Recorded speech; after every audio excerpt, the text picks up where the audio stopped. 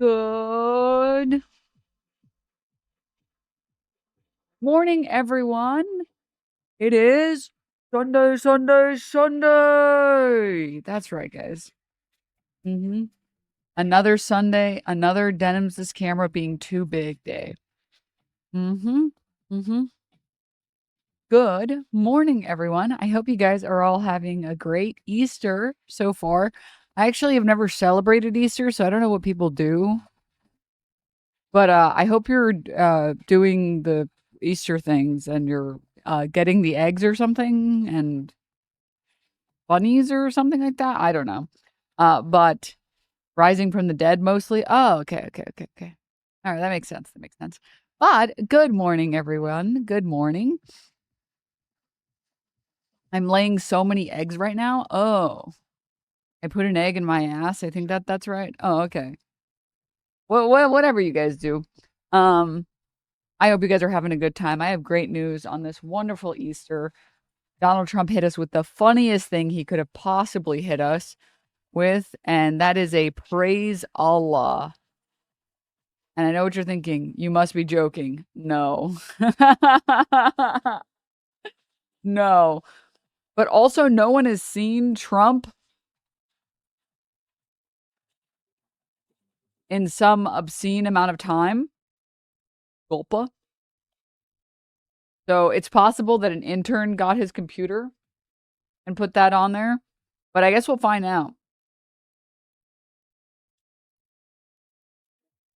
We aren't lucky enough? Maybe. Perhaps. Perhaps. I thought that was fake. No, it was not fake. He did, in fact, truth out. Praise be to Allah. Is his hand too rotten for him to play golf? I think his hand probably is close to falling off. Did this have that on his deathbed?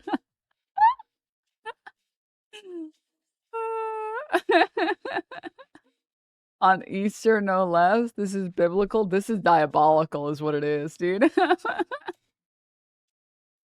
Donnie must have hit him with something. T-Virus finishing the job, bro.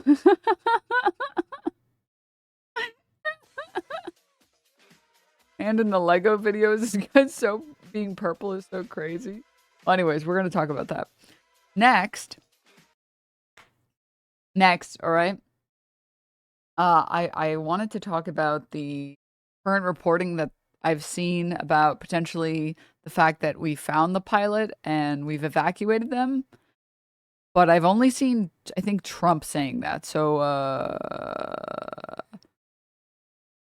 GULPA. I can't wait for Trump dick riders to start the argument. Actually, Allah just means God. Yep. You already know they're typing it out, bro. They gotta do tricks on it. They gotta blow bubbles on it, bro. Motherfucker is like the zombie turning the light off, except his stem is saying praise Allah.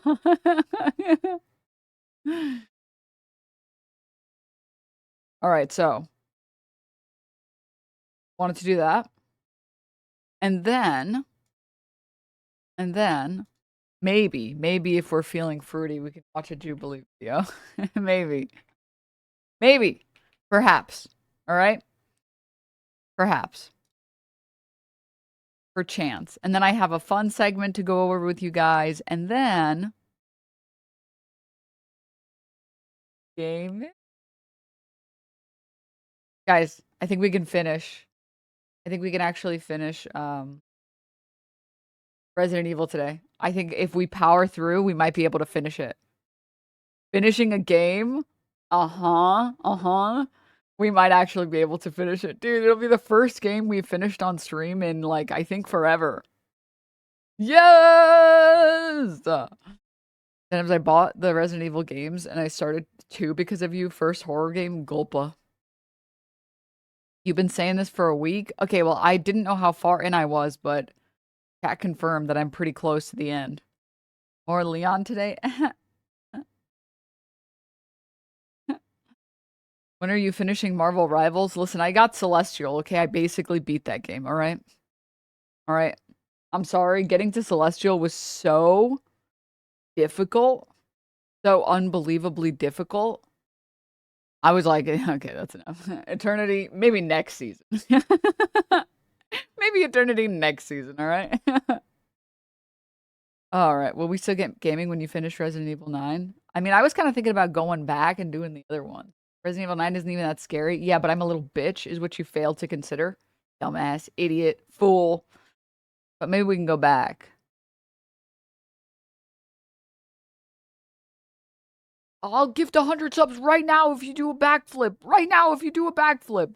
I am not breaking my spine trying to do a backflip that I know I can't. Hello? I can barely go for a 20-minute hike, dog. I don't know what world you think a gamer lives in that they can also do a backflip, bro. Be real for a moment. All right. Just spin the camera on OBS. Yeah.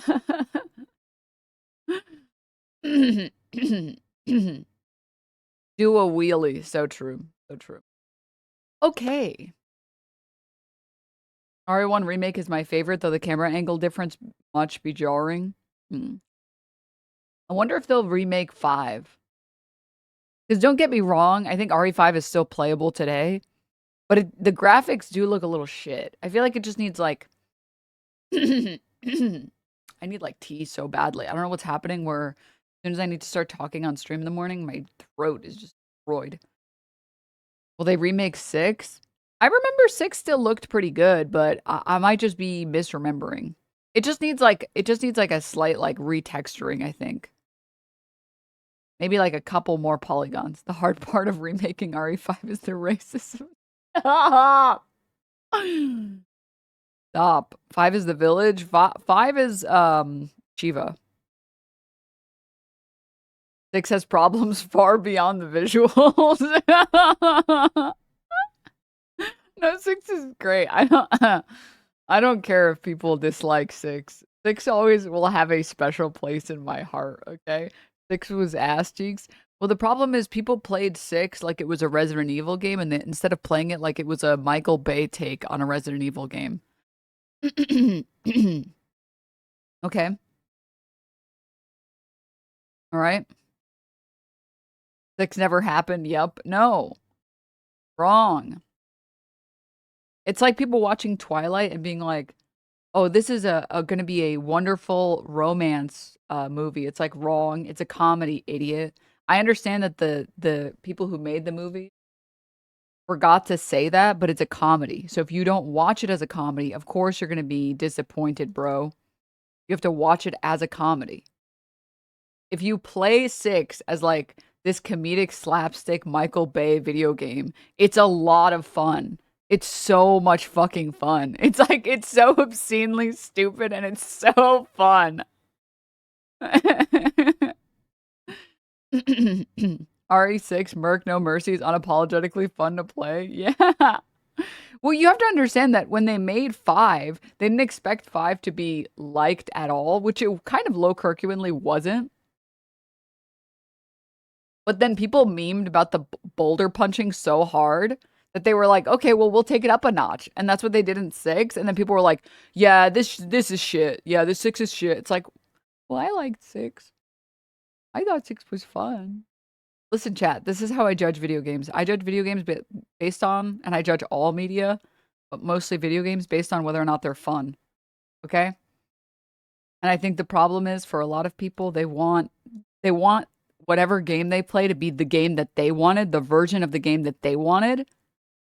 So they're upset when it's not what they wanted. And it's like, but I don't really care. Listen, as long as you guys, if there is a vision and they execute that vision well, all right, I'm down. Okay, sure, let's go. You know what? Why not? You know what? Why not? This is the same thing I feel like with like movie snobs. Movie snobs want every movie to be like super serious and they want every movie to be like Oscar worthy, but not every movie needs to be Oscar worthy. Some movies can just be enjoyable to watch. I kind of don't want to watch 3 hours of a movie that takes itself so seriously. I kind of don't want every movie to be like that, you know? and play RE6 on stream. LMA, that shit is so ass to play. I mean, maybe I will. Maybe I will. Maybe I will play it on stream then. Perhaps I will. This movie take might be your best take. Wait, thank you. Thank you. Thank you. I just feel like, Chad, I went back and I watched Charlie's Angels for the first time since I was like, I don't know, 12 or 14 or something. And God, that movie is so bad. It's so good. It's also there's so many things in there that are so racist. Oh my God.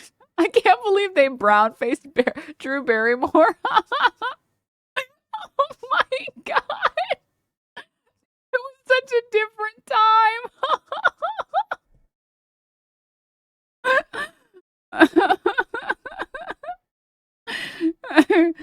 Oh, the kimonos are so crazy. Oh my God, dude. It's so much stupidity. So much stupidity. The edgy 2000s. Well, the thing is, it wasn't even edgy. It was just like, look, we're introducing other cultures. And like the other cultures is like, you have an Asian person on camera, so you play a gong. It's like, look, we're being respectful. Look, we're trying to introduce people that aren't white. Like, it wasn't edgy. Today, what you see is edgy. Back in the day, it wasn't an attempt to be edgy. It was an attempt to be inclusive. But like, okay, ignore that stuff, right? Ignore the stuff that was like very questionable on the directors. It's like a fun, stupid movie. It's not trying to take itself seriously. This might drive away everyone who was agreeing with me for 5 seconds. I watched Venom and I checked the reports. I finally watched it. I checked like the ratings and it's like on IMDb, it's got like a 6 out of 10 or something. Some people don't recognize camp and it shows. So I went and I watched Venom and I was like, okay, wow, it's really low rated, but okay, sure. I'll go back and watch it. I've wanted to watch it for so long and Venom is streaming. And I went back and I was like, this is amazing. This movie is amazing. I think, again, the problem is that, like, people want every movie to take itself so seriously. Like, movie snobs, they want, if a movie doesn't take itself seriously, it must be automatically bad. Are you watching in 2X? No, I only watch in 2X when the movie's really fucking boring, okay? Listen, I watched The Whale in 1X, okay? I did not want to watch it in 1X and I powered through. There are very rare exceptions that I start watching in 2X, okay? But Venom is so good, but you can't watch Venom and be like, this is going to be a movie that takes itself seriously. You have to watch it and be like, this is a movie that does not take itself seriously. You watch movies in 10X, 2X, oh, 10X, GULPA. Only the ones that are really, really, really boring. Ugh. Also, movie snob thing seems to be more of a modern issue. There were a lot more movies in the 80s and 90s that didn't take themselves seriously. Whale was low-key kind of good, though. Entertaining enough for an evening after smoking weed. I think I just have ADHD. Sorry, I know I have ADHD. I was trying so hard. I was like, I guess The Whale is fine. I guess it's fine. I can see why people like it. I was just like, oh, dude. The entire time I was resisting the urge to put it on 2X. That's what all you guys need to know. 2001 movies were something else. I think you would have liked the first 3 American Pie movies. Dude, I went back and finally watched the first American Pie movie. That movie was not good. That movie was so weird. Oh my God. I mean, I think it executed well. It did not hold up. It's just so weird. Maybe like I just didn't grow up as a teenage boy, so it didn't hit the way that maybe it should have. But there's so many weird like jerk off scenes, and there's just so many weird scenes. There's so many weird scenes. I was like,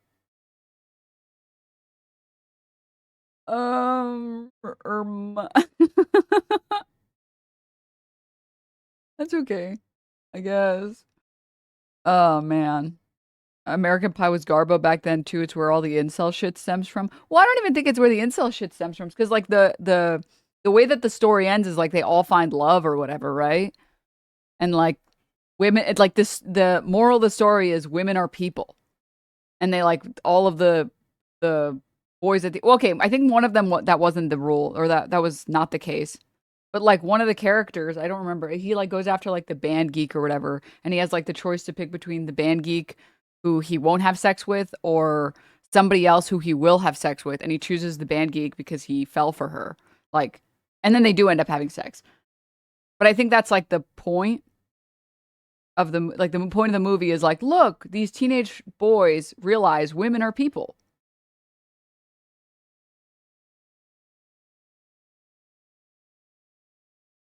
So I don't know. I think that was like, I don't really think it was too, yeah, but he was being a perv by broadcasting his hookup over the interwebs through the, well, that character I don't think is supposed to be likable. I think that character is supposed to be unlikable.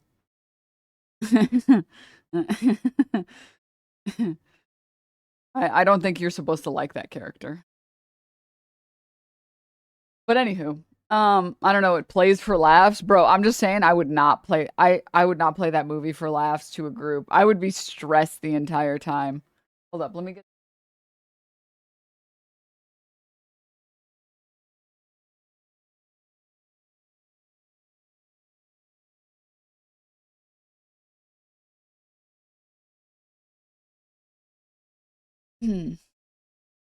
Oh man,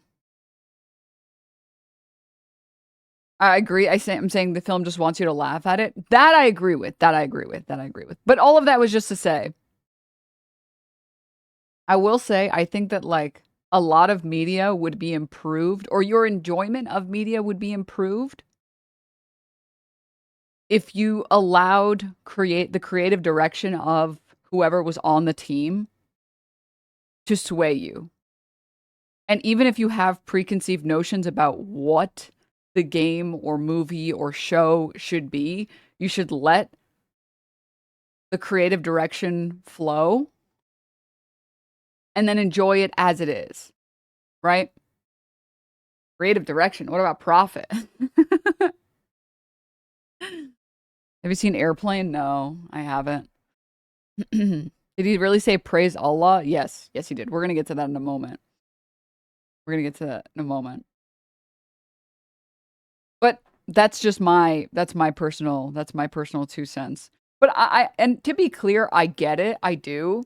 Because as someone who played Dragon Age, maybe that's why I have this opinion. If people who've played Dragon Age Origins and then played 2 and then played Inquisition, I didn't play Veilguard. I'm going to be honest. I didn't have the strength to be disappointed by Veilguard.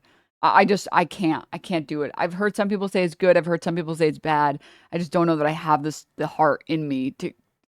I just don't have. I don't think I can have my heart broken. You know what I mean?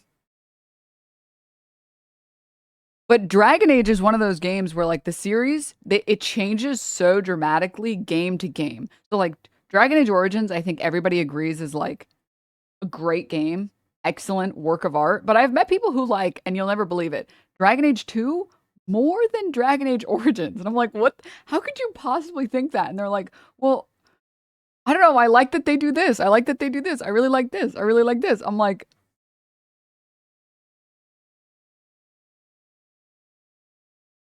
hmm. I guess I can see it from that perspective.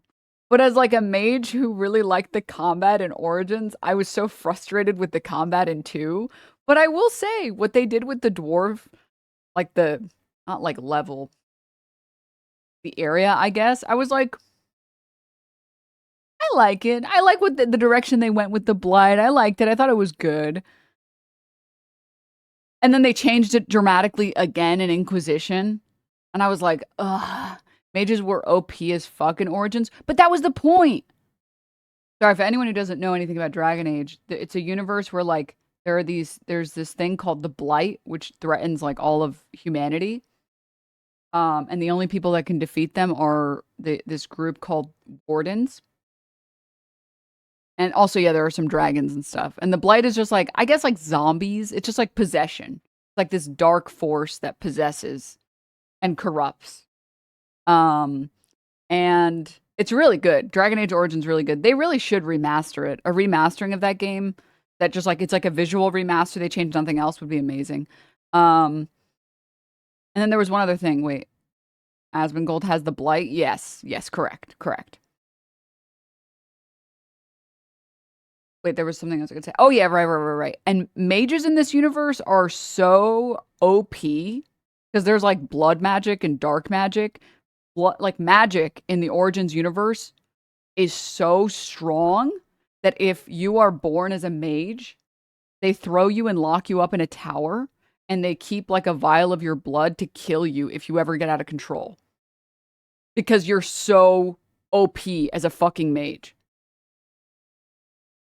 Like, I mean, and if you think about it in reality, yeah, magic would be way stronger than like guy with a sword. Like, bro, guy with a sword versus literal blood magic, brother. Magic though is connected to the Fade, which is the realm of the demons. Skill issue. Nerd power fantasy, real. So that's all I'm gonna say. All I'm gonna say is within the universe, they kind of wrote this universe that made people fear magic and anyone who could, cast spells. But then they were like, wait a minute, this isn't fun for people who want to play other classes.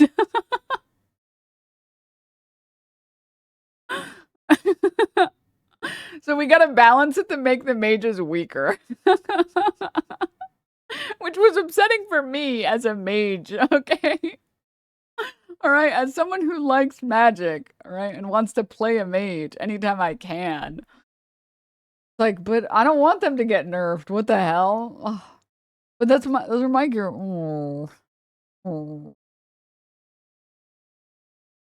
Okay, but moving on. One of the first fantasies to shit on elves. True. Yes. Oh, this slander's so good I could die, bro. Oh my god. I need to replay this game. Dude, that game would be fun to replay. That game would be fun to replay.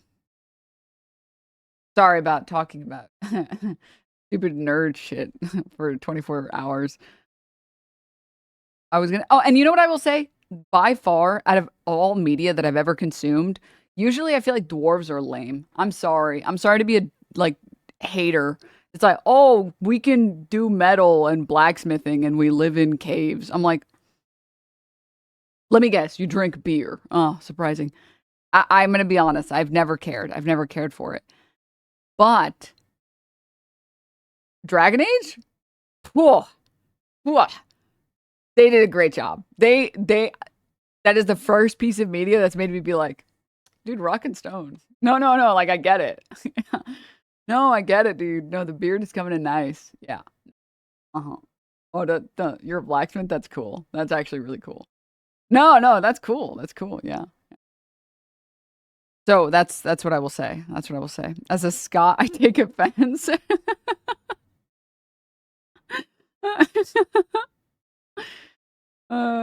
You may have made a subterranean enemy for life. I just feel like usually it's dare I say, I feel like usually high fantasy writers are way more captured with elves, so they always make the elves way cooler. And when it comes to writing dwarves, the dwarves get really boring. Like the writing in dwarves, I feel like the characters that are written, the personalities that are written for dwarves are so copy and paste that it's like you can literally interchange most dwarves in high fantasy with another one, and there's no difference at all. There's no difference at all, which is just boring for me. And Dragon Age, they did a good job where like the dwarves actually have, I know, shocking, different personalities.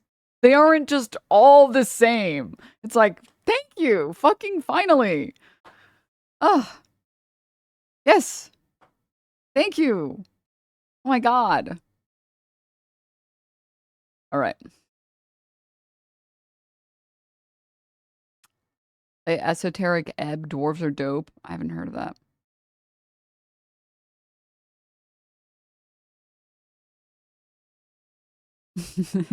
Shut up, Adrock.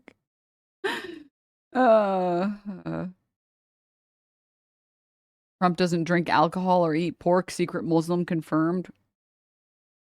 Mashallah. What about the Canary? Dude, don't even get me started. And I'm going to be honest, I was very disappointed by what they did with the Canary. I feel like they had so much to work with in Inquisition, and Low-key, I kind of feel like they fumbled. I think they could have done so much more, and low-key, they kind of fumbled. Oh, they fumbled. They fumbled. It was why I'm actually a massive critic of Inquisition, even though I know it's people's first Dragon Age game. It kind of fumbled a little bit. Erm, erm. No, Iron Bull might go. I feel like Iron Bull could have been cooler. Oh, I feel like he could have been cooler. Okay.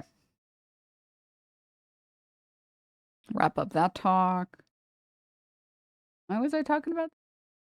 Resident Evil 6. Yes, right. To wrap up the Resident Evil 6 talk, I feel like your enjoyment of media will improve if you are willing to see different creative direction than you were expecting. And I think Resident Evil 5 and 6, I remember they were hated when they came out. I kind of always liked them. I just didn't go into them expecting a horror game. I went into them expecting a game that was good. I was like, can this be a game that is good? Will this be a game that is... It's a game that's good. Okay, cool. Am I having fun? Okay, great. But I also do recognize and understand how it feels to play a franchise game, and then the franchise suddenly randomly takes a bizarre turn. And you're like, but that's not what I expected out of this game, but I wanted this out of this game. Because going from, for example, playing Darkest Dungeon to Darkest Dungeon 2, it's like, why'd you guys change the way the level design works? I think the level design was fine. I don't know why you changed it. But I also feel like if they changed it and it was fun, I wouldn't mind. So they just didn't make it. It was just worse, I feel like. I feel like Darkest Dungeon level design was worse. IMO. Like the traveling. But I feel like if they had made it fun, it just felt like a giant waste of time, like moving from area to area. It's like, I don't want to play this dumb minigame. I just don't want to play this stupid minigame. That felt like changing things just because. It also makes more sense when you realize RE4 was basically an action game, and it was the best a Resident Evil game had done in a long time. I'm trying to think if there was another example. I feel like there was one other game recently that I played that was supposed to be like I think it was a franchise game. And then the next game in the genre just went in a completely different direction. And I remember being frustrated because it's not what I signed up for. And I was excited for one specific type of game and I got something completely different.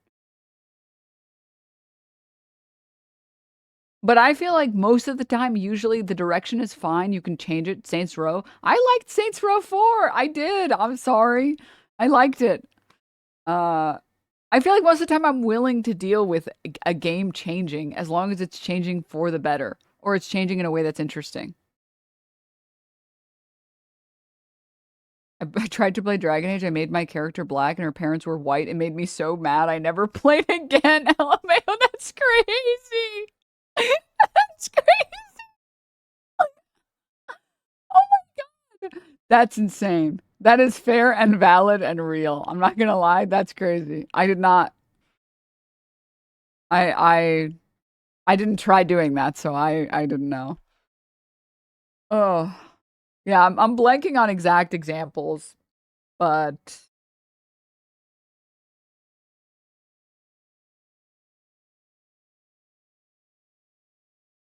maybe, yeah, maybe now that I've like grown a pair, I can finally go back and play Resident Evil 2.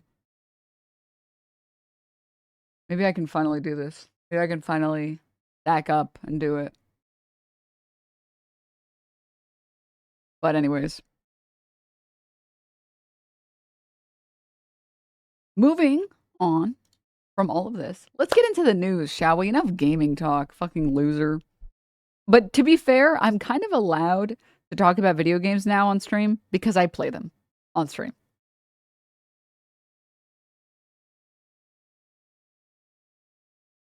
Before it was like talks about video games but never plays them. Interesting. Oh, I had like this light bulb memory experience. Was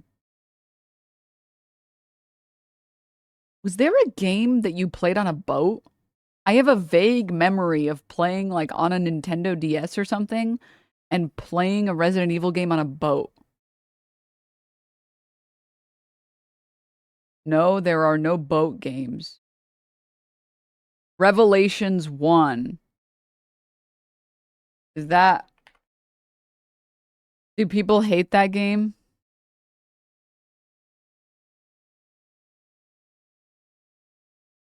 Yeah, I vaguely remember playing this game, but maybe I forgot. Wow, this is an ancient game. Oh my god, it looks so much worse than I remember. This is the best experience, going back to a game you swear looked amazing, and then looking at it and you're like, wow, it looks so bad. Where are the polygons? Honestly, for 2012, I feel like it actually doesn't look that bad. You hated it so much you compartmentalized it. Did people not like this game? I've never heard anyone ever talk about this game ever, but I have a very distinct memory of playing this game.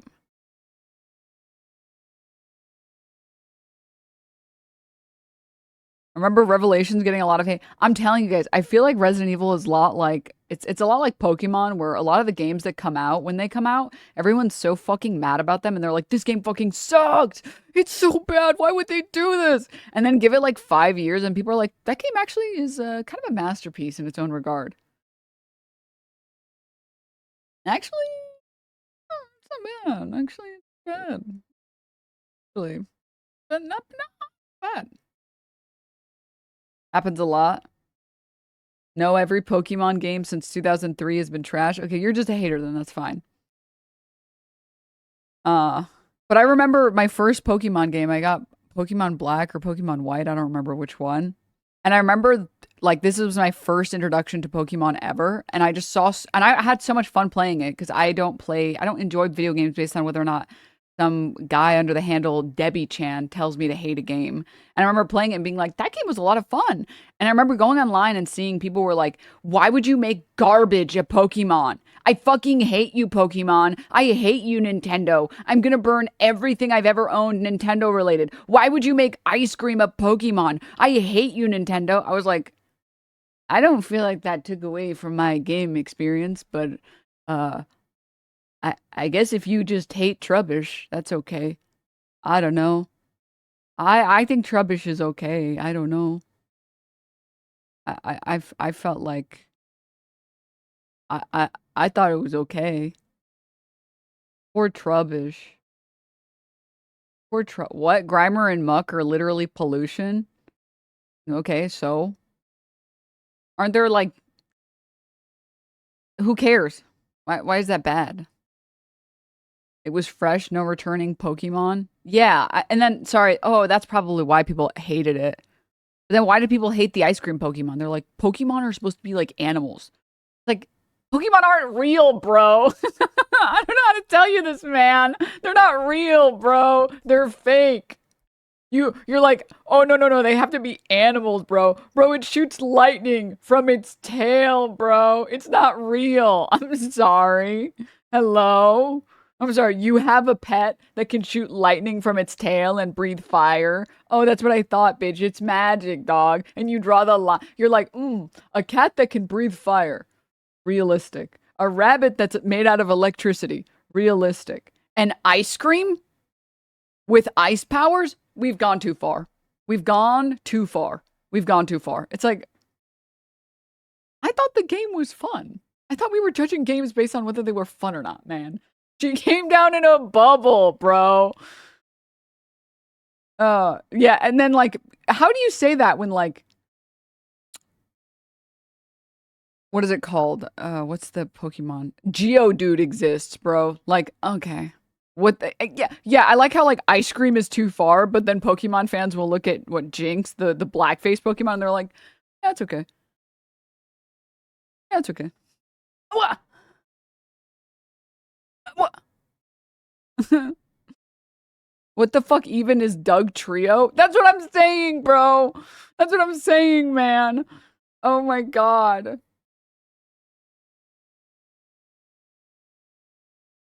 Anywho. So is grown men too. Yeah, so all I will say is certain fandoms have been a very curious experience for me as a true game enjoyer. I just like play games and I'm like, yeah, that game was fun. I like that game. And then I like go to see what other people think. I'm like, oh, oh, oh. And then check back in like 5 years. I'm like, now we like it, I guess. All right. Sure, why not? To be clear, not all Pokemon fans. I know that there are true Pokemon enjoyers, and they've liked basically every single game that's come out forever. I think that there's maybe they have like one or two games that are like, that was okay. Like that one Pokemon game that came out, not Arcadius or something. It was the one that was like really buggy that looked like shit. Arceus or something. But that was fair. Because how do you guys spend that long building a game and it's that buggy and the mechanics are not good and it looks kind of shit? Like that's valid. I think that's valid. That feel like it didn't have enough love in it. Was it Violet? I don't know. It was one of the original Switch games that they came out with that was kind of very questionable. It was a little I think maybe it was Scarlet and Violet that was buggy. Whichever one it was that was really buggy. I totally understand. Being like, but it was their first 3D game, so maybe they were like still figuring it out or whatever. Scarlet and Violet with the legendary Pokemon with wheels. I don't know anything about this. I don't know. I'm not enough of a Pokemon head, fortunately. Sword and Shield got a lot of hate when it came out for the lazy work on the trees. Yeah, but that's like, again, like I said, what's next? Car Pokemon? I mean, sure, why not? Liking every Pokemon game is the reason we keep getting half-baked ass games. Oh. I thought, like, for someone who loves turn-based games and feels like there are not enough turn-based games, I think they did the combat in Legends, actually, ZA or whatever. I thought they did the combat actually pretty damn good. Pretty damn well. Switching from turn-based to that, they did pretty good. They did pretty good. Pretty good job. Did you play Baldur's Gate? Oh, fuck yeah. Baldur's Gate 3 is amazing. Work of art.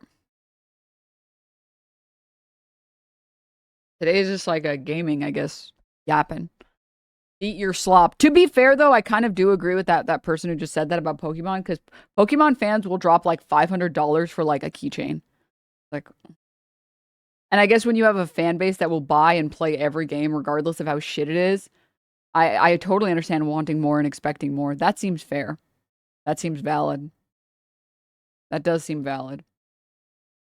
I'm just saying, I've seen a lot of people that hate games the second they come out because they're different. And then when it grows on them, they're like, actually, this game's pretty good. So I think you should judge games individually and separately. And your criticism should be not, this game is bad, but okay, RE6 was a fun action game, but I was kind of hoping for more horror elements because, you know, it's a horror genre. So can we get some scary things happening?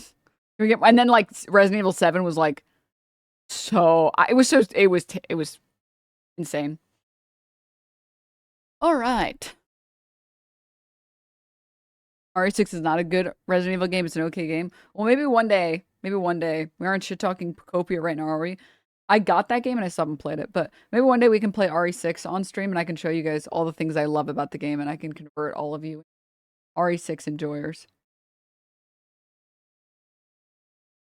The horror in RE6 for me was the zombies being able to launch at your face like the fuck. Oh, but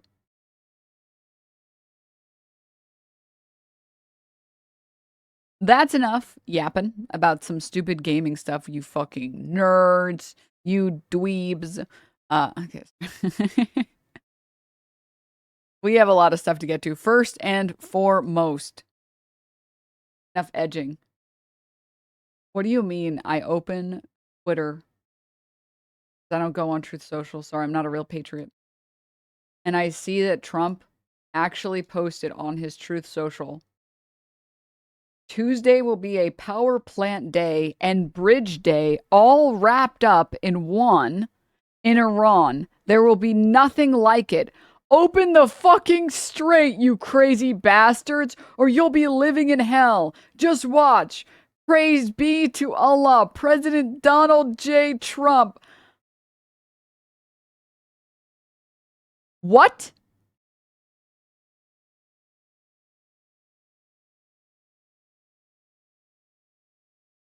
Huh? Okay, sorry. I'm just going to say it. There's only two options here. One, Trump is and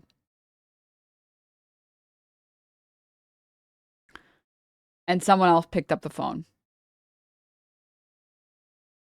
Or two, he had a stroke and he decided, you know what? Well, let's full send it.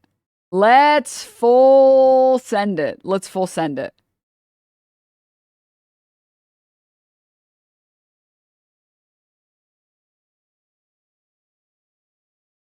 Late April Fools. It's got to be a dog whistle for a sleeper cell. That's not real, right? I mean, you guys tell me. Last I checked, the real Donald Trump is the real Donald Trump on Truth Social. Best poster to ever do it, I'm afraid, cinema.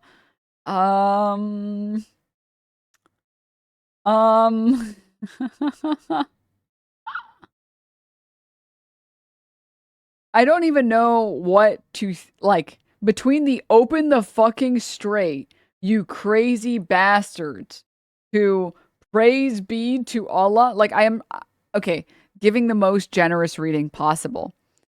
It's obviously, I think, supposed to be. If you assume that President Trump hasn't gone completely insane and he hasn't actually, like, lost the ability to, like, engage in human speech completely, I think the praise to be to Allah is, like, supposed to be facetious. It's supposed to be, oh, and then you'll be praying to your God after we nuke the shit out of you. But it's, I'm going to be honest, between the cursing, which he never does, and the you crazy bastards, you'll be living in hell, and even speaking the name or the word Allah, even though Allah just means God, on Easter,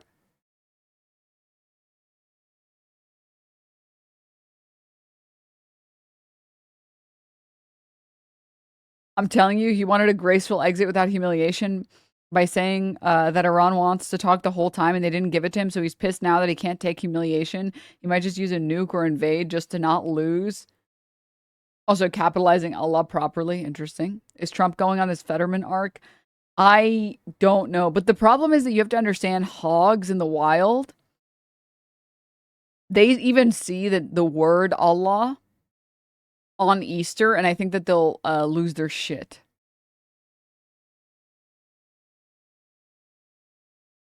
I don't think that the average American will be particularly interested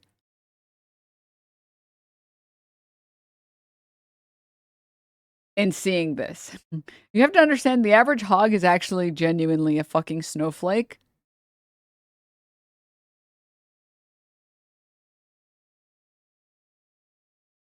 And they just don't even like to see the scary words. They don't even like to see the scary word, Allah. Our woke president. Wait, what is this? Trump El Gaib? May Allah awaken the people and help them to see the evil doings of Israel and the United States.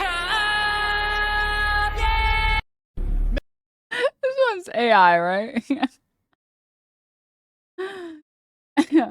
I'm pretty sure that one's a... Wait, no, it's not. Wait, is this a real clip? He said this? Wait, what was the context of this clip? Oh, he was quoting Ilhan. Oh, okay. Okay. You just scared the shit out of me. Wait, I can't believe there's this sentence that's real of him saying it out loud, bro. Bro, what the how have you not seen that? I don't know, man. I don't know, man. I must have been living under a rock when he said this shit. Fuck. It's from his campaign. It's a quote best meme.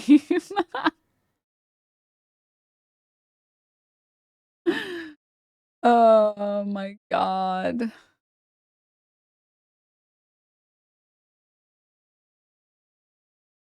That's, thank you guys, thank you.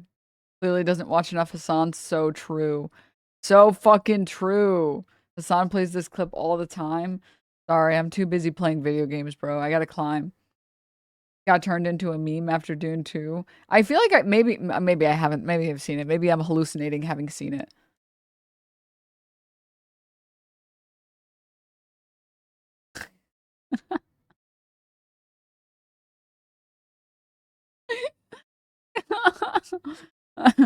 I'm gathering a team.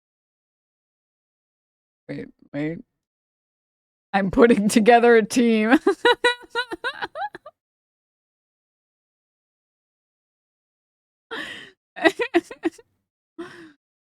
Yeah. Oh my god. Now do Fetterman? No, Fetterman needs to have another stroke before he has a moment like this. Oh my god. All right. I wanted to talk about this as well.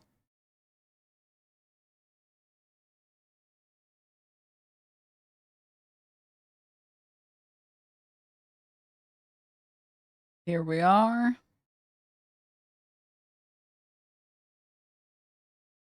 Well, I think it was more recent.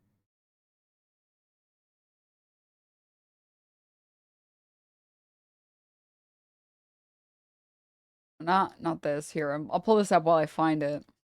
Donald Trump says all hell will rain down on Iran if it doesn't open the Strait of Hormuz by Monday.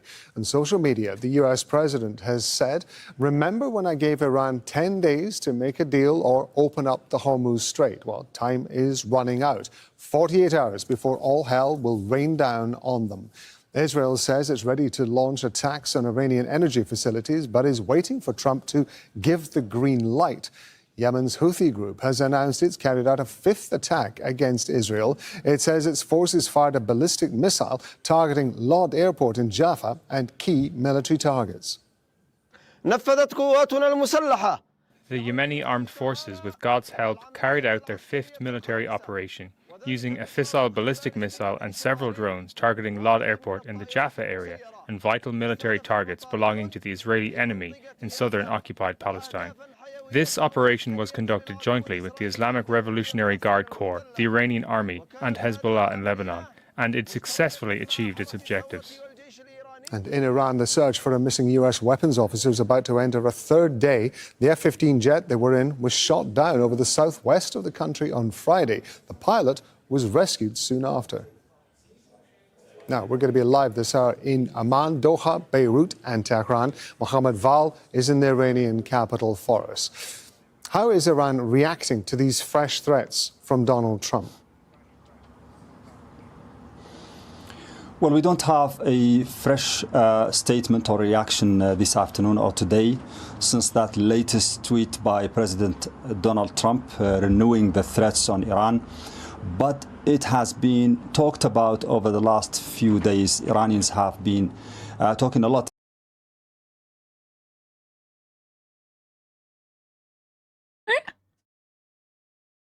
Chat.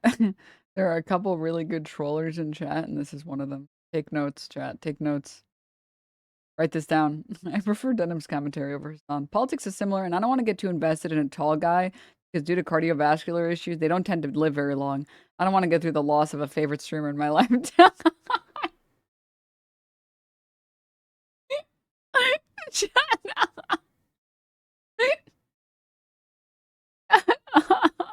About that ultimatum and those threats since the beginning. They also get joint issues. Real.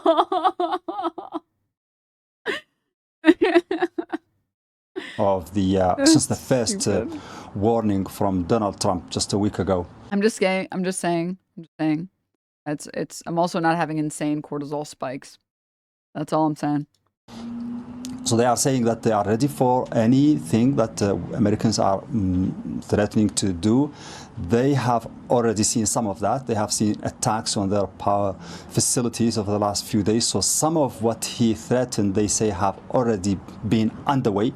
and they have the means and the capability to retaliate, which is what they think are probably going to show the Americans and the Israelis that Iran is not an easy target in this respect, and that it has something to do about it if those threats are executed. Iran is threatening to strike at the same facilities in the region, and particularly in Israel, something they think is going to punish and cause pain, not only here in Iran, but in the region. So that's basically the line that is being reiterated here again and again. Iran has proved, it says, or they say, Iran has proved that it has the capabilities, contrary to what the Americans say, and they can still retaliate in kind, and they can still inflict pain also on their enemies, and they can defend their country. And Mohammed, what is the situation with the downed plane and the search for the aircraft personnel? You mean to tell me that when Trump says over and over again that we destroyed all of their military capabilities, he was lying to us? Shocked. I mean, little details today, shocked. but the area has been sealed according to the authorities, and they have asked civilians and people in that area to try to help with finding the pilot. So both sides, the Americans and the Iranians, are looking for the same pilot in the same area, and they have their own procedures. We don't have also much reporting about what the Americans are doing, what kind of activities is going on there by the Americans themselves. Earlier, yesterday, in the evening, there were reports, not corroborated, about clashes and the two sides trying to dominate the place and to investigate in it and search. But today, what we know is that it is sealed off by the Iranian authorities, and that there is search going on by both the Iranian armed forces and also civilians looking for that pilot. Mohammed, thank you very much indeed. Mohammed Val there in Tehran. Well, as we've just been talking about, the search for the missing U.S. airman. Wasn't this guy already rescued? Well, there's initial reporting, but the reporting is coming from Trump. And unfortunately, Trump is like the worst source you can ever use for anything. President Donald Trump announcing that the second missing American crew member whose fighter jet was shot down over Iran has been successfully rescued by U.S. forces. President Trump posting on his Truth Social account not long ago here, writing in part, "We got him. My fellow Americans, over the past several hours, the United States military pulled off one of the most daring search and rescue operations in U.S. history for one of our incredible crew member officers, who also happened to be a highly respected colonel, and who I am thrilled to let you know is now safe and sound." President Trump went on to write that this service member sustained injuries, but will be just fine. This high-stakes search, it started this week after an F-15 Strike Eagle fighter it was actually shot down in the region. Another crew member was rescued alive shortly after the crash and is now receiving medical attention. For the latest now, let's head over to CNN's Jim Sciutto joining me live from Tel Aviv. Jim, is there any indication that this operation was clearly in the works since this incident and since the crash? It was absolutely. The search and rescue efforts underway since the moment this F-15 went down with its two-person crew. As you know, they rescued the first pilot early on, but I was told on Friday that they had received a communication from the second pilot Friday evening and had spent a good, more than 24 hours attempting to locate him and then get him out of the country safely, and that's what the president has just announced. The major problem that I'm seeing is that no one is talking about the search and rescue helicopter that went down, and we haven't gotten any update from that, and we haven't gotten any update about the other pilot. Also told that he had been injured, and that, of course, added to the concern, the urgency to get him out of the country safely. In addition to that, we know that there was a race in effect underway between U.S. search and rescue. Okay, Dropsite seems to have reported on this. A U.S. Special Operation mission to recover the second crew member of a downed F-15E Strike Eagle appears to have ended with the pilot successfully exfiltrated, but multiple American aircraft destroyed inside Iran, according to the U.S. and Iranian accounts. U.S. account 2MC 13OJ Commando 2 Special Operation Transport aircraft landed at a makeshift forward airstrip during the rescue, but became disabled and unable to take off. U.S. Air Force evacuated personnel and deliberately destroyed the aircraft on the ground to prevent capture. The recovered crew member had evaded Iranian forces for more than 36 hours in the mountainous terrain before extraction. Reports and imagery indicate U.S. forces also destroyed at least one MH-6 Little Bird helicopter left behind at the site. President Trump said the pilot was safe and sound. Iranian account, Iranian military-linked sources, including Khatam al-Anbiya, command and state-affiliated outlets claim the operation resulted in significant U.S. losses under combat conditions. They say Iranian forces engaged U.S. aircraft and ground elements, leading to the destruction of multiple assets, including 2 C-130, MC-130 transport aircraft, 2 Black Hawk helicopters, drones, including an MQ-9 Reaper and Hermes 900. Iranian media also reported intense ground clashes in the area during the rescue attempt. Fars news agency said 9 Iranians were killed and at least 7 wounded. State-linked commentary drew comparisons to Operation Eagle Claw in 1980, the failed U.S. rescue mission in Iran, framing the latest operation as similar or a deeper setback. An advisor to the Parliament Speaker, Mohammed Bakr, I think it's Ghalibaf, or I'm butchering, somewhere in between Arabic and English, described the mission as a historic failure, claiming U.S. forces suffered losses across multiple aircraft types, suggests the scale of the operation has been downplayed by Washington. You know, this doesn't surprise me considering the fact that there have been so far multiple instances in the past 2 weeks where the Trump administration has downplayed everything.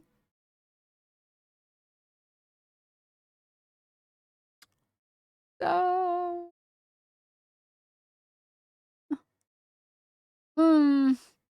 C-130s are huge and slow. They're not even supposed to be out in daylight usually. Earlier, Tasnim news agency reported that the U.S. forces were bombing areas where the missing pilot might be located, a claim that aligns in part with the U.S. acknowledgement that the aircraft was destroyed at the site, though broader Iranian assertions and intent about losses remain unverified. Images circulating online show the burned out wreckage of what appears to be USM HC-130 transport aircraft at the forward base in southern Iran. Separate images show the apparent wreckage of a MH-6 helicopter.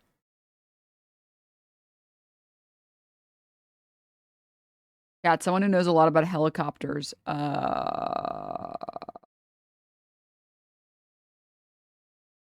Is it good when this happens to one?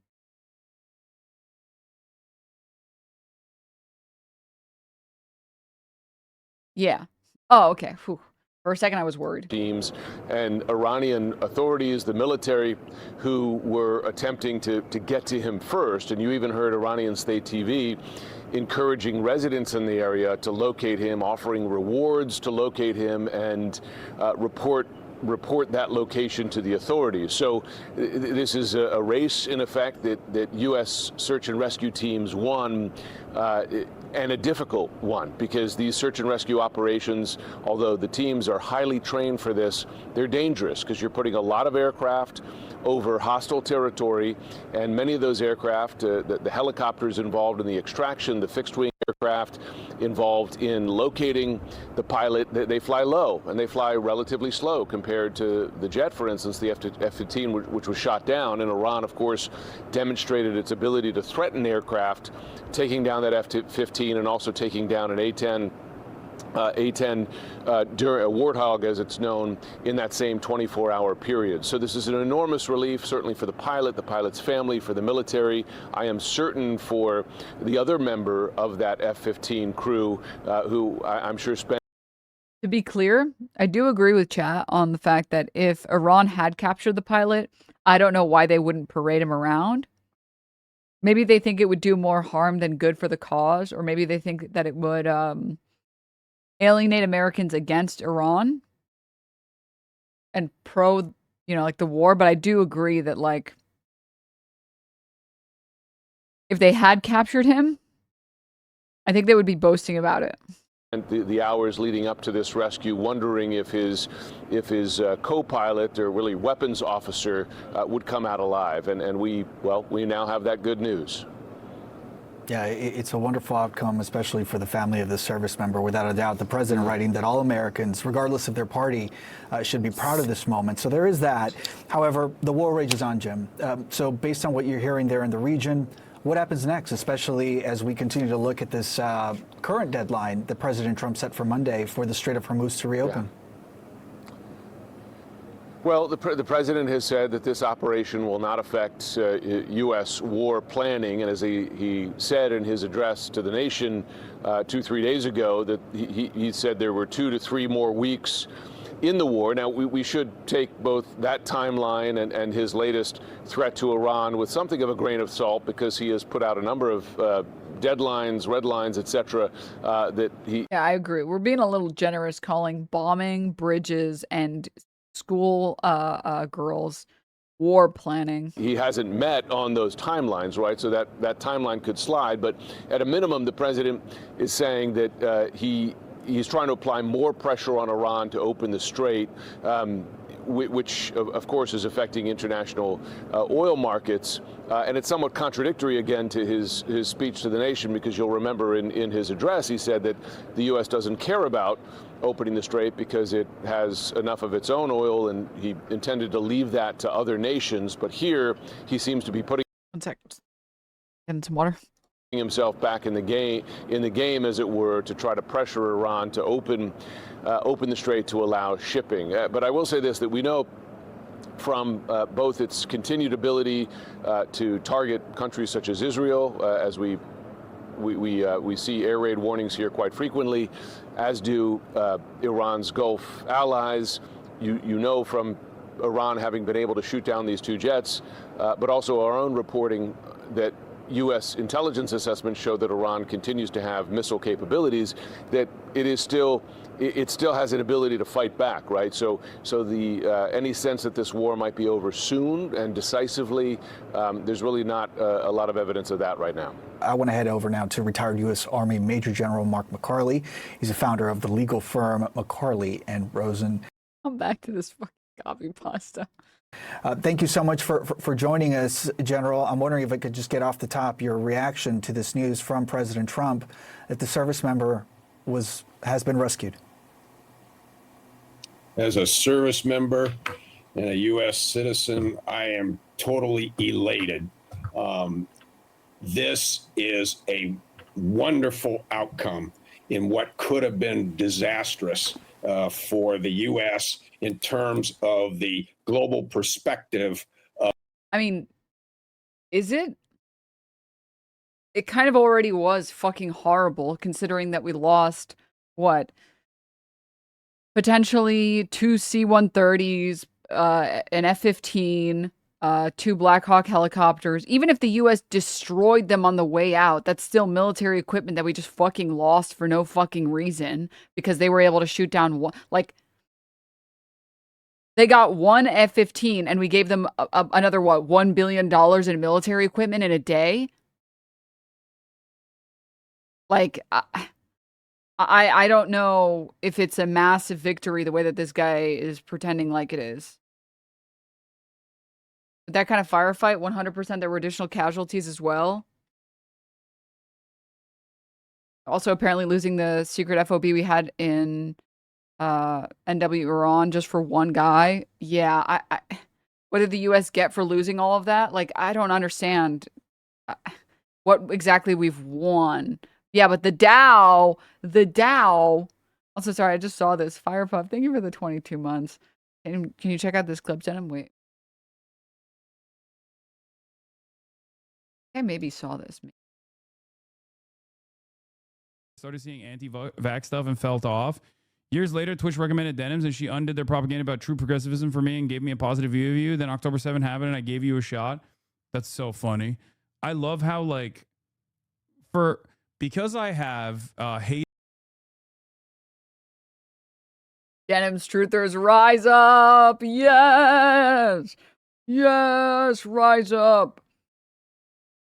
Denims to Hasan pipeline is canon. It's real. Oh, yeah, it's real. Oh, yeah. Leaders in every part of the political spectrum, even those who consider themselves to be the true leftists, even though they keep leaning into MAGA shit over and over again, like the Jimmy Dore crowd. Okay. There is some lane for everyone.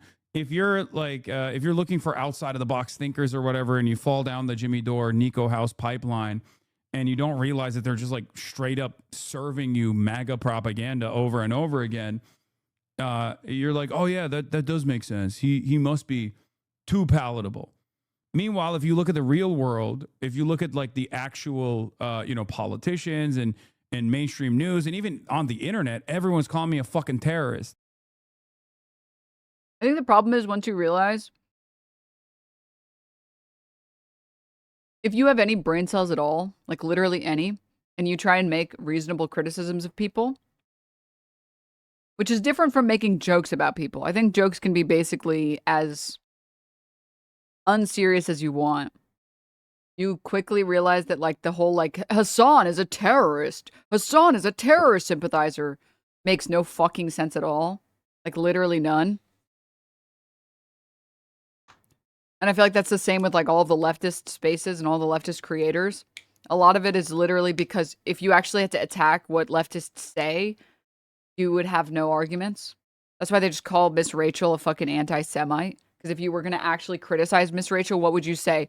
You spend a lot of time talking about Gazans and Gazan children who have, been maimed. And I don't think you spend enough time talking about the Israeli children. No. Live in Israel. And I think you should spend more time talking about them. I think that's what you should. It's like, what? The fuck? It's way easier to just call her an anti-Semite and say she hates Jewish people. Then that way you've made this person completely, totally, entirely nuclear, and you're good. And you're good. Anyways, Denims truthers stay winning, Chad. Of this conflict with Iran. I'm curious if you just really punctuate that last point, General, just how high the stakes were, not only obviously with the life of the service member hanging in the balance, but also what this could have potentially meant diplomatically and militarily for this conflict that rages on. If that crew member of that F-15 Strike Eagle had in fact been captured by the Iranians, there is no doubt in my mind that the Iranians would exploit that capture. That service member would see himself paraded in front of social media outlets in Iran, television, and the caption on that is, America is weak. Its claim of indefensibility has now been stricken, and we Iranians will prevail in this conflict. And then, of course, what was discussed by... This is the massivest cope I've ever seen in my life. This is the most massive cope I've seen in my life. Bro, Iran doesn't even need to do any of that to win the fucking propaganda war. If anything, capturing a U.S. pilot might do more harm than good for Iran. Because then we might see them as more of an enemy, and we have to release, they have to release this hostage. This hostage that was kidnapped from their plane. So even with a captured prisoner of war, I think Iran has there is an incentive there to not use them as a bargaining chip.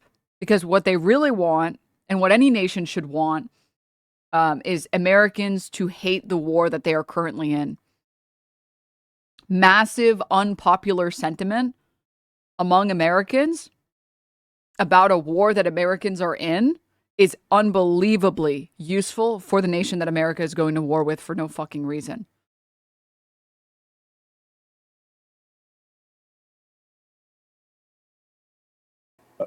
Several of your other commentators is the exploitation of that service member in custody, the efforts, and I would certainly assert very violent efforts to extract valuable information. I just saw this. Did you see what Fetterman was saying about Hasan? It's wild to see now, considering Hasan loved him before his brain broke.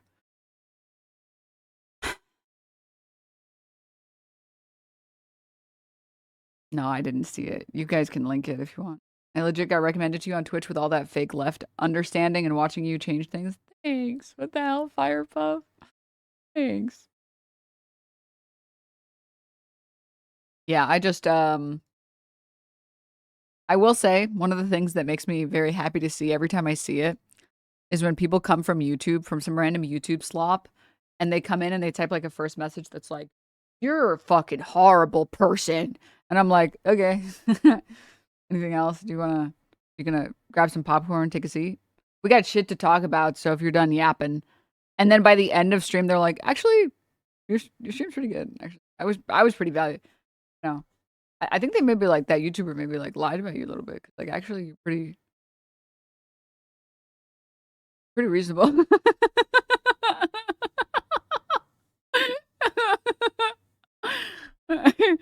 That's my favorite thing. That is my favorite thing. Have you seen the trailer for the Democracy Now! Documentary? No. I have not. Oh, thanks, Alvardo. Shout out to everyone else who hated Fetterman ever since he pulled a gun on a random black jogger. We knew what he was, LMAO. I'm gonna be honest, I feel like a lot of people literally just didn't see that shit. A lot of people literally did not see that shit. I mean, literally people in chat being like, he what? He did what? Thanks, Witchful Banana. It's already a Hasan heavy head for many years. I only got to know about your stream because Ethan declined harassing you. Bravo to him. Oh, God. Trump said praise Allah that a Hasan soundboard or an old Trump misquote reference. No, he did. He did. This is a real Truth Social post. Open the fucking straight, you crazy bastards, or you'll be living in hell. Just watch. Praise be to Allah. Donald Trump. I'm just glad Dr. Oz didn't get to be a senator. Just what a price. Dude, I know. What a price we had to pay so Dr. Oz didn't become a senator. Fuck. Oh my God, dude. Anti-Turkish sentiment is so real. And this is why we have to continue the anti-Turkish sentiment. We cannot stop. Is this a real tweet? Yes. Yes. Yes. I know. It sounds insane. It seems insane that this would be real. This is real. I am not joking. I am not joking.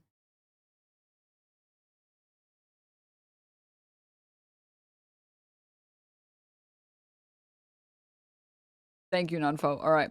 I want to get to this. From that very proud and heroic member of our Air Force. Yeah, thankfully that was not the case. When you just in reading over this post from the president, General, it really does paint a harrowing picture of what the last day and a half had been like for the service member. As the president writes that he was behind enemy lines in treacherous mountains of Iran, being hunted down by our enemies, wrote the president. But also that the president suggesting here that the military was essentially monitoring him 24 hours a day and planning this rescue. So based on this post from the president, it seems that it's likely that the Pentagon knew exactly where he was, perhaps just waiting for that most ideal moment to mitigate risks, given the small arms fire that they experienced recently, to be able to extract him. Yeah, I appreciate that, your explanation of the dynamics of a search and rescue recovery mission. To get down to the basics, at the moment that crew member ejected from the F-15, an emergency beacon is activated, and that communicates with a satellite system. The signal is sent to command headquarters, and that initiates the search and rescue operation. The question I had personally, especially since almost 48 hours transpired since the ejection, is whether or not that system was either degraded or somehow the signal was lost. But based upon what we see now, the signal must have continuously emitting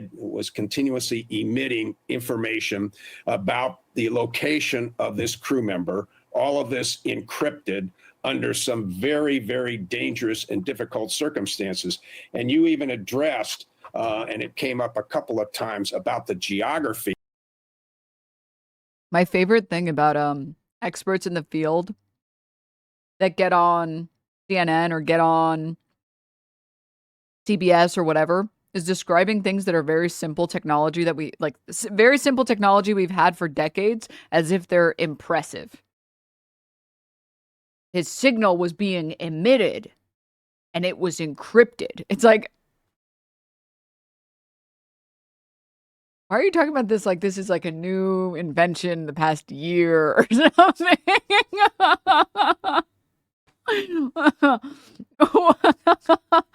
What the fuck? Bro thinks he's on Star Trek.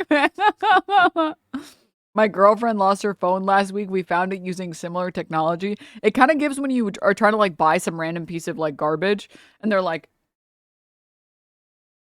NASA grade aluminum. It's like, does that even mean anything, man? Like, I don't... All this communicates to me is that NASA uses the same aluminum we use because it's good at what it does. Like, why? Military grade. It's like, uh-huh. Okay.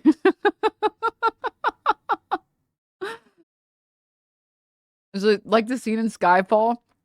This is the latest from Q Branch. It's called radio. He has to talk like that because the radio source from AliExpress was priced at $1 million by the weapon contractor. Oh, no. No. Oh, my God. A lot of people are discovering military grade means lowest bid and is actually crap. No, that can't be true. No. We were able to locate where he was in the treacherous Iranian territory. It's like, bro, I could put an air tag in my suitcase, man. I'm not impressed by this. I'm sorry. You're not like swaying me as a random layperson being like, whoa, they could do that?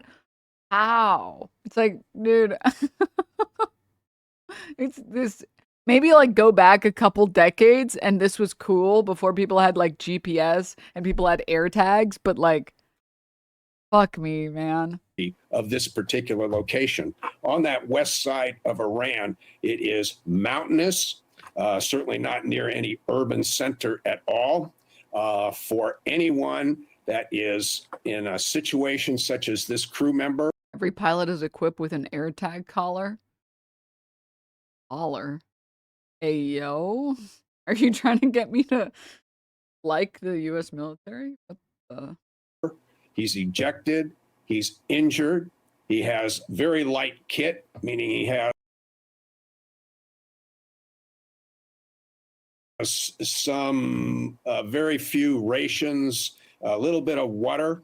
And here he is in the midst of nowhere trying to evade a multiplicity of Iranians who have been motivated by this offer, this both an inspirational offer from the Islamic Republic leadership, whomever that is at this particular point in time, plus the alleged incentive of $60,000 US.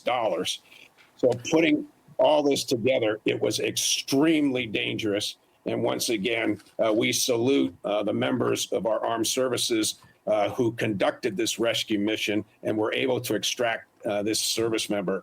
The situation otherwise would make tomorrow a very, very difficult day, not only for that crew member if he were apprehended, but more importantly for the whole effort that has been expended thus far in this conflict. That's amazing. Great job, guys. You know what? Great job, CNN. No notes. Keep it up. Excellent stuff. Great job.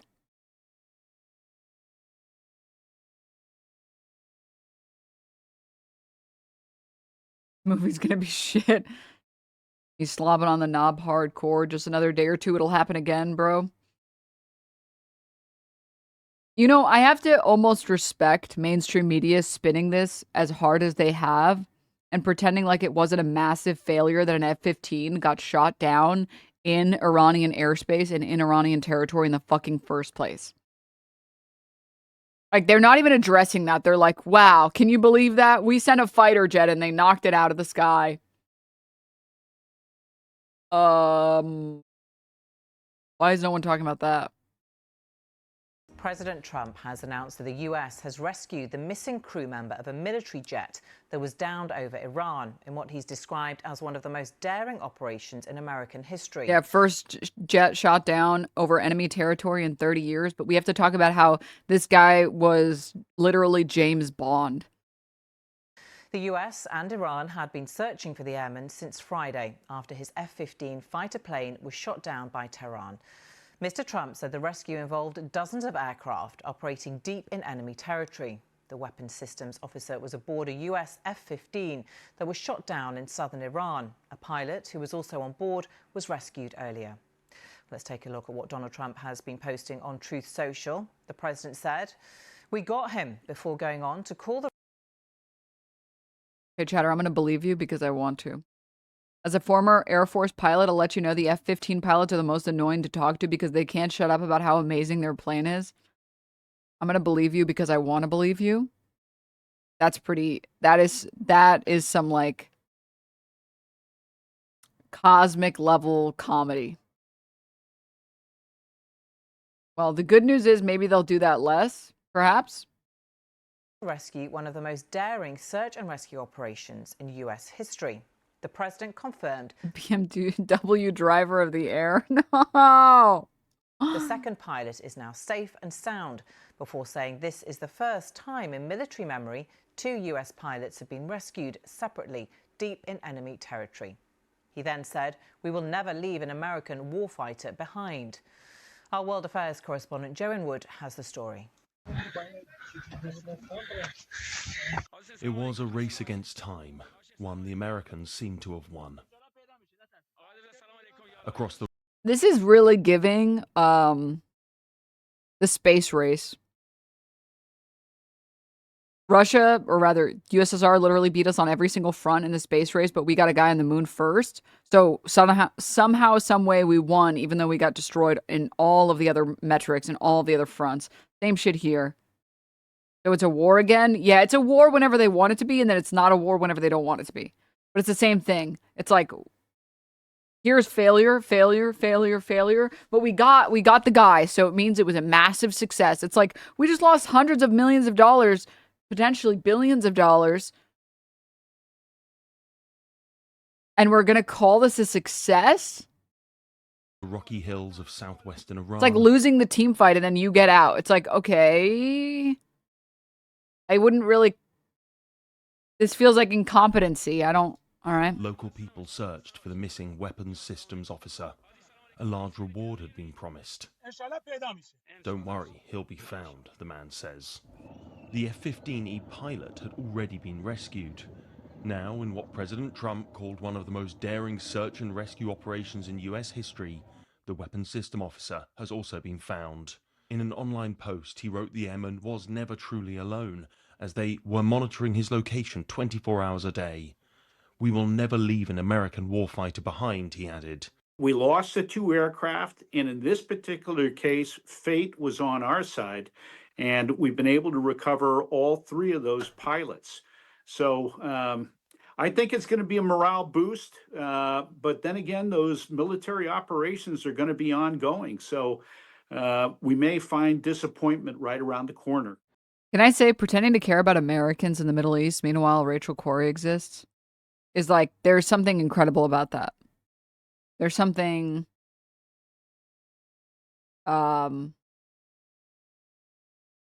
pretty gross about that. It comes amidst intensifying attacks at the heart of Iran's oil industry. Donald Trump has repeatedly threatened to destroy this country's power plants, its economy, even its desalination plants if a deal is not reached. Although these strikes appear to have been claimed by the US's main ally in this war, Israel. After we destroyed 70% of their steel production capacity, which serves as raw material for their weapons, today we struck the petrochemical plants. It's not just industrial sites now being targeted. New footage has emerged of the moment US airstrikes destroyed the recently constructed B-1 bridge near Tehran. Donald Trump threatened to bomb Iran, in his words, back to the Stone Ages. Even as they looked on the ruins of their own houses, Iranians living nearby did not take kindly to that suggestion. When we were in the Stone Age, we were still more advanced than the Americans.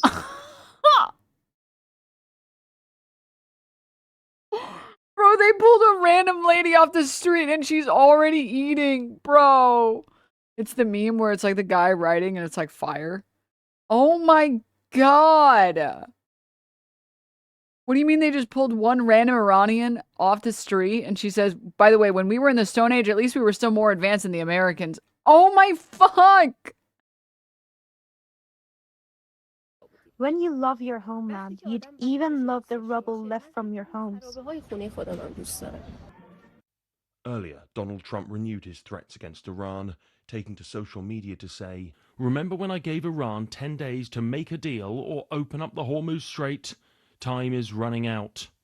48 hours before all hell. Also, yeah, no way this is going to be a fucking morale boost. Can you imagine being a pilot, seeing this many invincible aircrafts being shot down, sometimes by small arms, and the possibility of being stranded behind enemy lines? How is that a morale boost? They got lucky as fuck. Every pilot with half a brain knows it. I'll be real, guys. I'm not a pilot, okay? I can't even be on a plane without experiencing horrible fucking motion sickness, and I can't even look out a fucking plane window. So I can't even be a pilot if I ever wanted to be a pilot. As depressing as that is.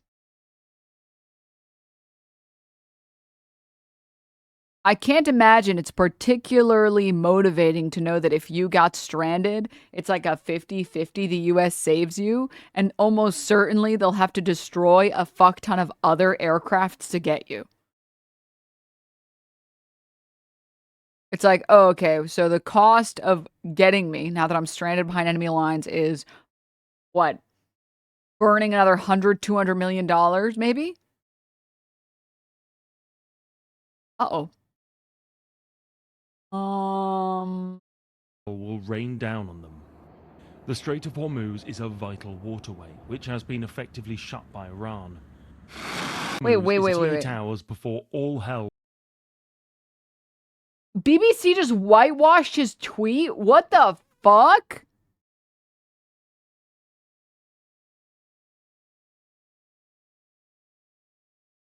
Glory be to God?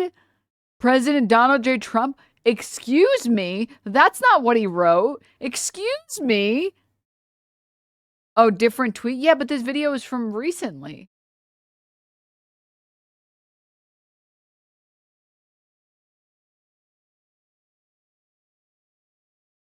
Oh, okay, it is. Well, let me see when this video is. Hold up. But this video is from 3 hours ago. They're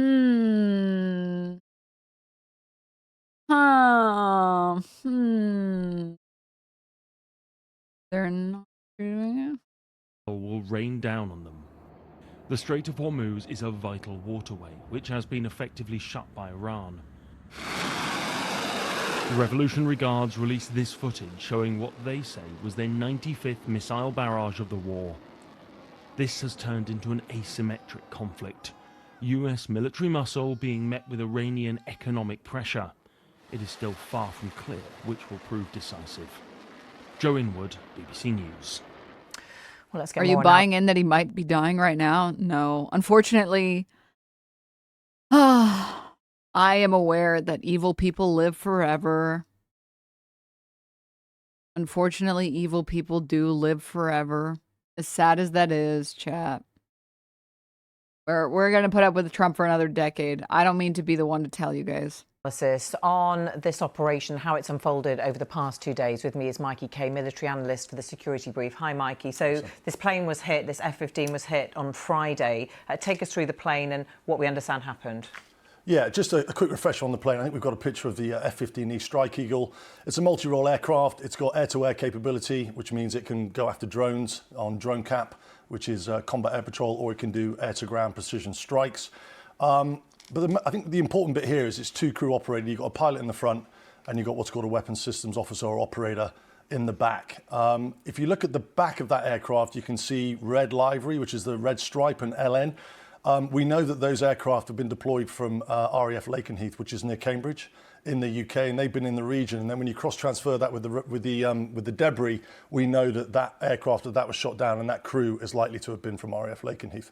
So the plane is hit. The crew know they need to eject. What happens then? Yeah, the ejection is quite a brutal process. So the crew will, or the captain of the aircraft will only decide that they will eject when the aircraft becomes unflyable. In the early days, we didn't know why the aircraft was unflyable, because that could be a technical fault, could be friendly fire, or it could be, from surface to air missiles. This is the ejection seat here. So what happens is that when the captain decides to eject, there'll be a command sequence, and there's these little yellow and black handles based in between your legs. Some ejection seats have them actually above the head as well. You'll pull that handle, and it'll set off a sequence. And because this is 2 crew, it's likely that the weapons systems operator in the back will eject first, and then milliseconds later, the pilot in the front will then also eject. What's important about the ejection is it's quite brutal, as I said. It's about a 25G punch from the rear. 25G basically means it's 25 times what your body weight is. So if you eject slightly with your head down, then your head becomes 25 times heavier what it is, and that can produce massive forces on the body. So you need to be in the right posture, you need to have your head back, and then you pull the handles, and then you come out. When you come out of the aircraft, the canopy will explode off, the ejection seat will come out, but then you're going into a quite significant airflow. So the aircraft will fly probably greater than 300 knots. And so you're hitting a 300 mile an hour wind, if you like. So that in itself is pretty brutal. And we haven't even spoken about sort of, what damage has been done to the aircraft. If it's a proximity fuse on one of the missiles, has that hit the cockpit? Is the pilot already injured as they're ejecting? So then as you come out, you then have a barometric gauge on the ejection seat. If it's above 10,000 feet, the seat will remain strapped to the pilots until it descends through 10,000 feet. I use 10,000, it's a nominal because of hypoxia and the requirement for oxygen. As it comes through 10,000 feet, it'll automatically separate. So now you've got 2 crew outside of this aircraft. The aircraft's obviously going to go to the impact site. And now, depending on the prevailing winds, these two parachutes are going to be blown in certain directions. Why do we care? Well, the goal is to make you sympathize with the pilots, even though they're the ones flying the fighter jets over Iran, even though we started this war with Iran in the fucking first place for no fucking reason. Likely separated, or in this case, were separated. And then you're looking at what type of terrain they're going to land on.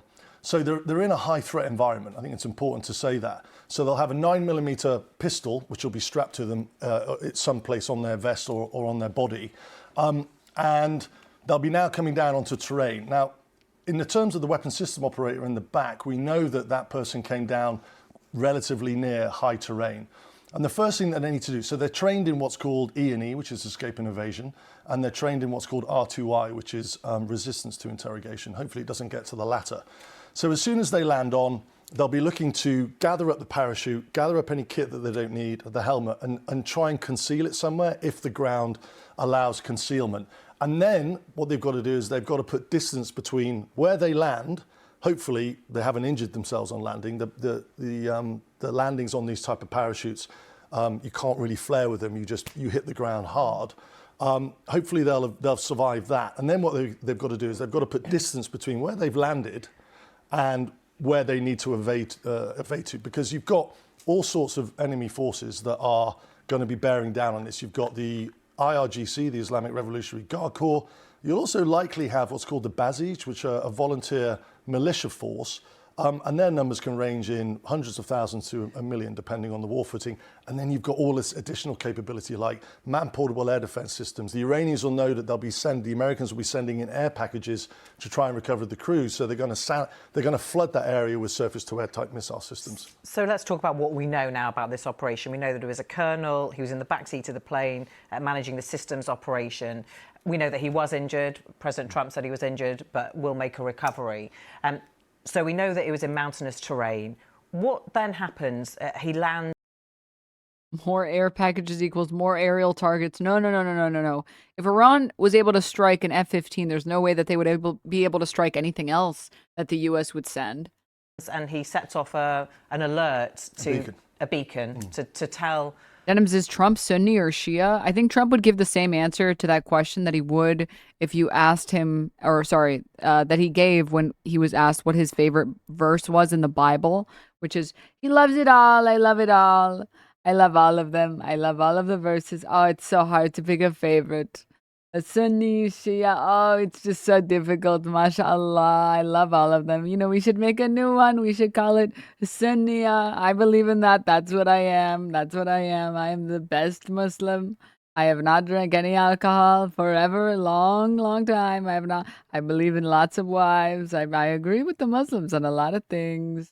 I love all of the Muslims. We should make a new one. We should make a new Quran.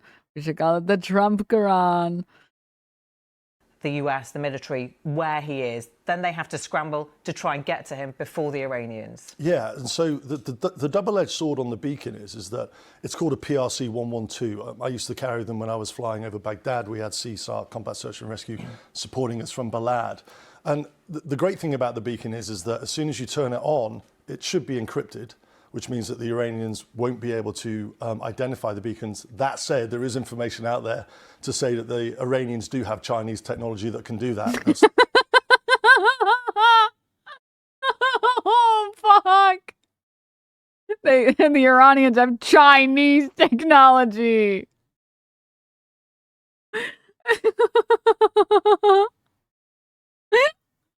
Why are we? Do you know how much tech is Chinese? This is like saying I have Chinese technology on my roof, and it's just like a solar panel. No, that's not verified or corroborated. But the beacon goes on, and then the combat search and rescue package, which we'll go into in a second. Actually, you can see. Sorry, I can't believe I mean, listen, I will say this about the BBC. It's great background music. It's great background, like, white noise. You know what I mean? Just to have it playing in the background. I totally understand why people watch the BBC. But when you actually have to listen to the words, it's incredible. It's like, you know, there's some people might think that the Iranians have Chinese technology that can do that. But it's uncorroborated. It's like, what the fuck was the point of your sentence? On screen here, it's a HC-130 aircraft, which is in the front there. It's a derivative of what's called the Hercules. And then you've got two HH-60 Jolly Green 2 Black Hawk derivatives, if you like. You can see them refueling on that, actually. And the difference between a normal Black Hawk and the HH-60 Jolly Green 2 is it's got a refueling probe on the front, which allows air-to-air refueling. That's actually, I flew helicopters for 25 years. That's actually quite dangerous in itself before you've got anywhere near the threat area. It's also got TFR, terrain following radar. So there's all sorts of bits on that. But that package will be alerted by that beacon going off. And the reason why I say it's a double-edged sword is because if the beacon is in an area where there's no terrain, that beacon obviously is able to go further. The signal is able to go further. But what we're starting to now get information on is that the second airman, the weapons systems operator, the colonel, started to put distance between himself and the impact point and go for terrain. Now that's smart in itself because the higher you go with that beacon, obviously the further that beacon signal will go, which means the probability of detection will be higher.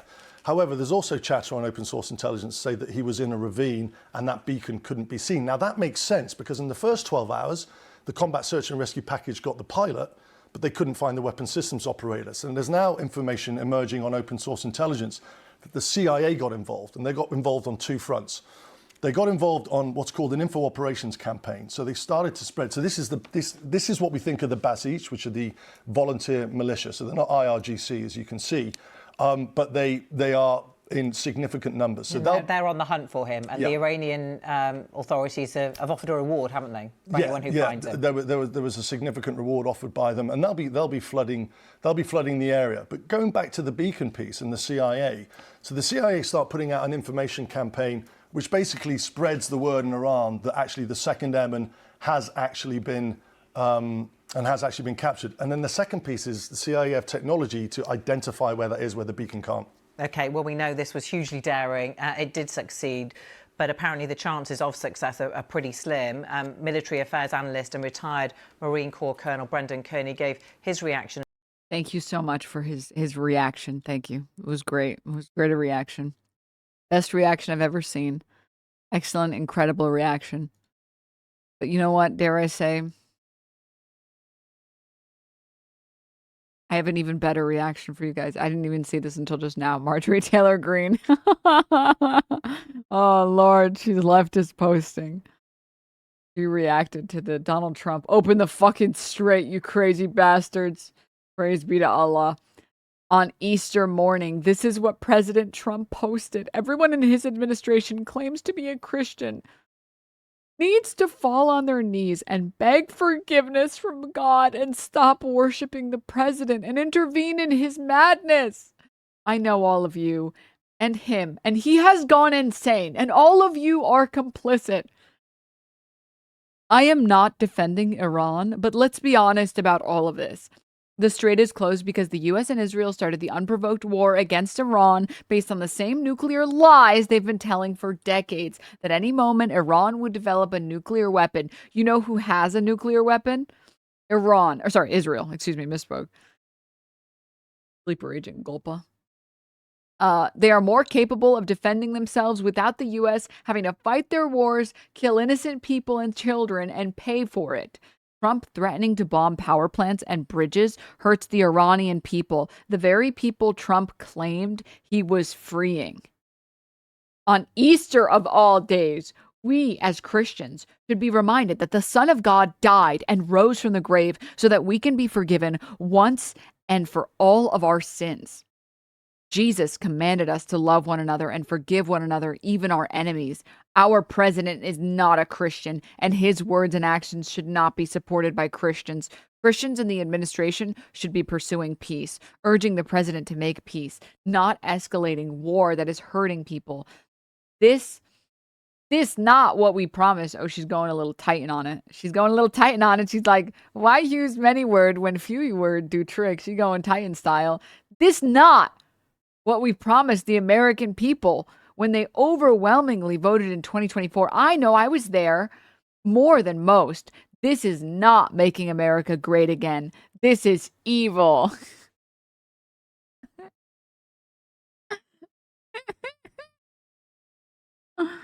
Oh no. Cenk tweet. All you see, this is such a jump scare. Seeing like the cutoff, the first reply. A Cenk yogurt tweet. Let's see it. This is what being principled looks like. Obviously, I don't agree with all of Marjorie Taylor Greene's positions, but I respect anyone who has the courage to be honest and serve the American people instead of the corrupt donor class. She risked her whole career to tell the truth. Respect. Oh my god, dude. I love chunky yogurt, bro. I love it. It's great. Oh, it's wonderful. Oh, it's amazing. No way, dude. Local chatter. Cenk Schumer pre-watched this tweet and said, BRB, got to talk to Anna about this post. This is the best populist candidate for the next presidential election. Tentatively Cenk logs.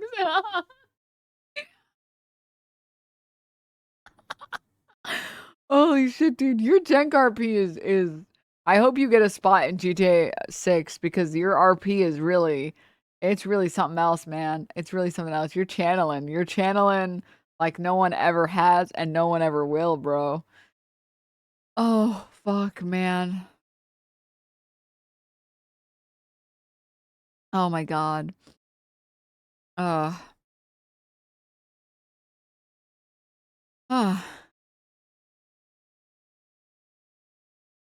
Rise from the Dead stuff was added 200 years after Mark's writing. This is fact, included as footnotes to the Bible to turn the story from a cautionary tale about belief into faith is good, actually. Then you have to look at his tweet defending Hasan. Oh, Lord. GULPA.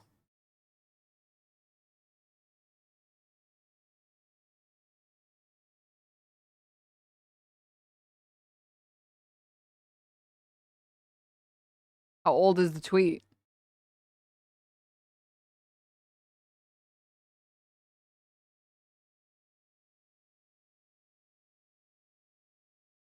Oh. Oh, Unc. I don't agree with a lot of what Hasan says. I even have 4-hour debates with him. So what if we agree on some things and disagree on others? Why do these establishment assholes think they can tell us who we can talk to? I'll talk to Hasan or anyone else I like. Hashtag suck it. Oh, Unc. Bro, that's your nephew.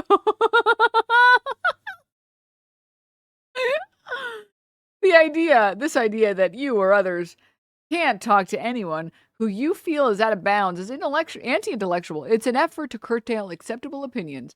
Not what good or smart people do. It's what propagandists do to limit conversations to only ideas they've pre-approved. Oh my God. Hasan's response was, did he forget that he's my uncle? Oh my God, bro.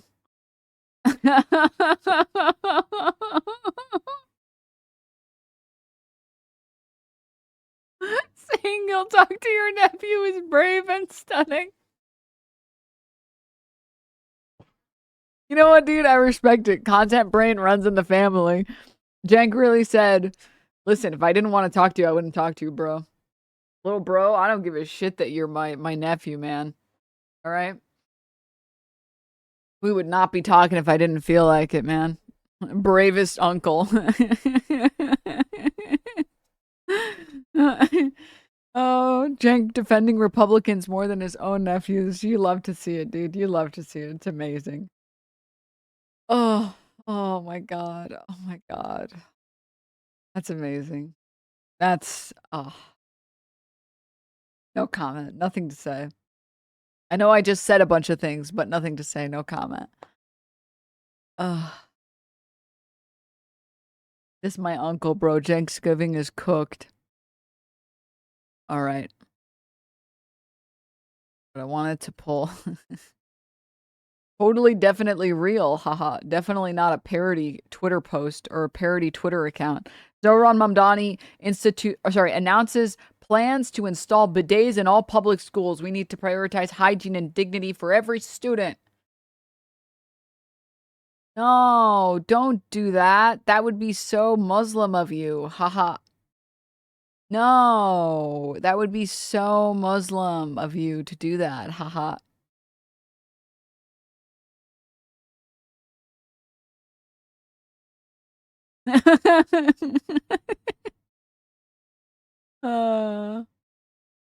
Oh God, bro.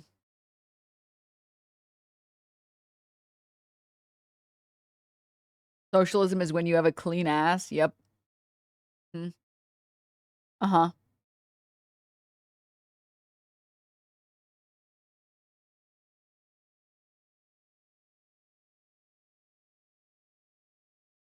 Oh my God, dude.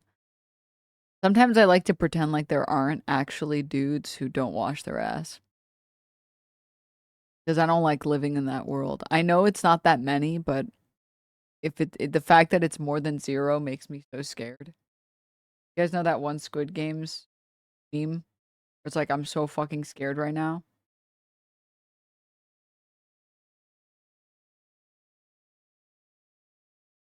That's how I feel.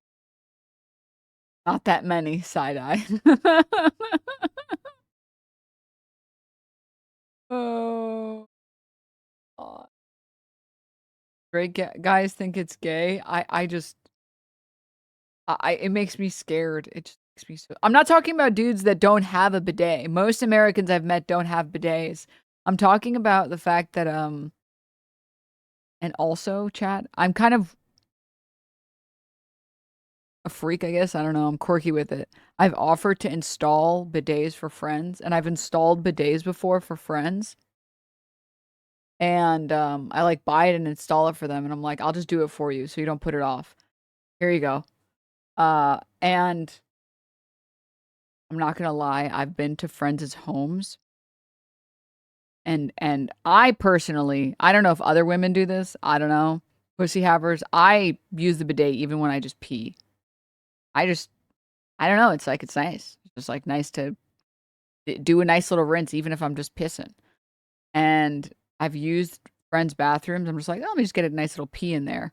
And then I go to use the bidet and it's like totally turned off. Like they shut off the water for it. I'm like,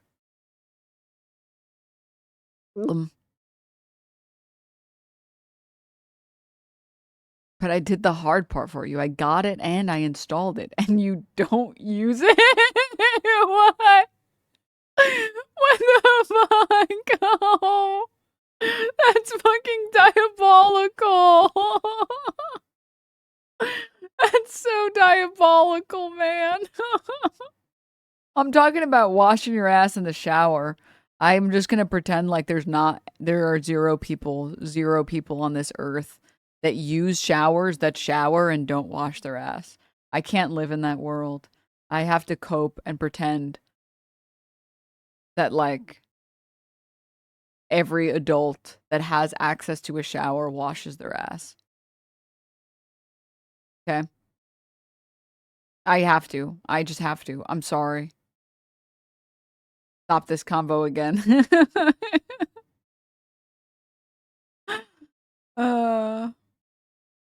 Sorry, my bad, flying cook.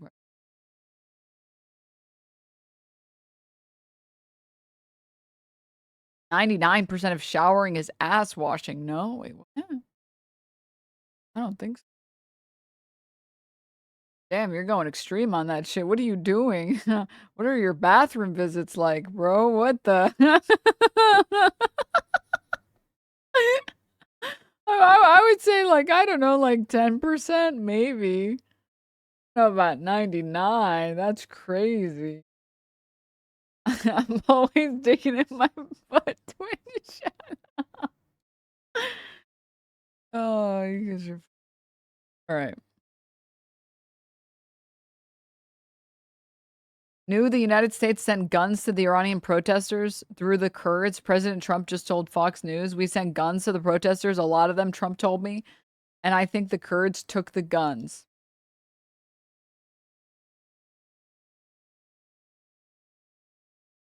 Now, the president also provided new details on what happened earlier this year as the Iranian regime took to the streets and slaughtered what the president tells me is 45,000 civilians in their own country. After that took place, President Trump told me the United States sent guns to the Iranian protesters. He tells me we sent them a lot of guns. We sent them through the Kurds, and the president says he thinks the Kurds kept them. He went on to say, we sent guns to the protesters, a lot of them. And so a number of headlines here from my conversation with President Trump, all of this taking place more than a month into Operation Epic Fury. And in the... There's something funny about that potentially being true when the U.S. literally stole money from, I want to say like NATO countries that we were supposed to sell weapons to them. And he kind of just yoinked the money and said, I'm not sending those weapons. I kind of love the idea of like the Kurds being like, yeah, we're not going to give these weapons. Yoink, idiot. Aftermath of that successful U.S. operation overnight to rescue that stranded U.S. service member inside Iranian territory. The president himself ordering that operation after the CIA came on Saturday morning and confirmed that they located where this crew member of an F-15 that was shot down on Friday was located. Again, the president making that decision to send in hundreds of U.S. special forces deep into Iranian territory and successfully retrieving that U.S. service member. Guys? I want to make sure I got this correctly. Are you saying that the president told you that he sent guns? What is this B team they got, bruh? Where's Brian Kilmeade? Bro, Fox News fell off. L Fox News, bro. Well, you know what? At least we always know 3 things in life are certain. Taxes, death, and Netanyahu praising Trump every time Trump does something Netanyahu wants. Congratulations, President Trump. All Israelis rejoice in the incredible rescue of a brave American pilot by America's dauntless warriors. This proves that when free societies muster their courage and their resolve, they can confront seemingly insurmountable odds and overcome the forces of darkness and terror. This rescue operation reinforces a sacred principle. No one is left behind. This is a shared value demonstrated time and time again in the history of both our countries. As a nation that repeatedly carried out daring rescue operations, and as Didn't we lose like 4 more aircrafts in this mission? Yes. A small price to pay for a war we started for no reason. someone who was wounded in such a mission and lost a brother in the Entebbe rescue, Israelis and I, we know what a bold decision you took. President Trump, Donald, my dear friend, once again, your decisive leadership brought another great victory to America. I salute you. We all do. Congratulations, President Trump. All Israelis rejoice in the incredible rescue of a brave American pilot by America's dauntless warriors. This proves that when free societies muster their courage and their resolve, they can confront seemingly insurmountable odds and overcome the forces of darkness. So, can I just ask a quick little question here? Why don't we ever send any IDF members? If we're so grateful for the Americans, why don't we? And terror. This rescue operation reinforces a sacred principle. Oh, it would be anti-Semitic to do that. Right. I'm so sorry for suggesting for a moment that Israel should participate in the war that they started, that they wanted for 40 years. I apologize. Sorry. No one is left behind. This is a shared value demonstrated time and time again in the history of both our countries. As a nation that repeatedly carried out daring rescue operations. Not to be too libbed up here, but like no comment about the pilot or anyone who actually did the work. Just congratulations from Netanyahu to Trump for this. Correct. You actually participated in any of the labor that went into saving the pilot? Yeah, that's nice. Thank you, Trump. And as someone who was wounded in such a mission and lost a brother in the Entebbe rescue, Israelis and I, we know what a bold decision you took.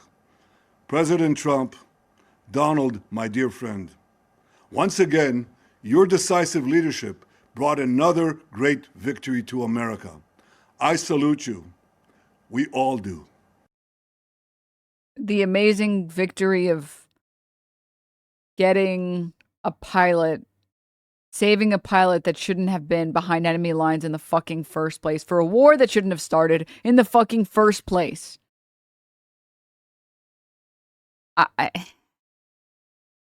Anon, thank you for the 50. What the? Hey, yo? Wait, what the hell? Thank you. Thank you, everybody. If you got gifted a sub, you better say thank you right fucking now. Or I will make you watch more videos of Netanyahu, all right? And you guys don't want that, do you?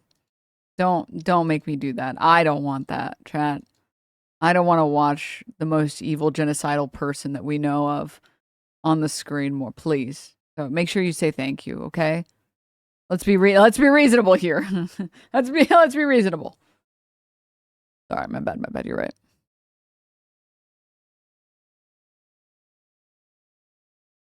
Bro, someone sent this earlier and I just peeped it. Tilting to hit the prostate is a game changer. What the fuck? Not gonna lie, I thought this was the Strait of Hormuz.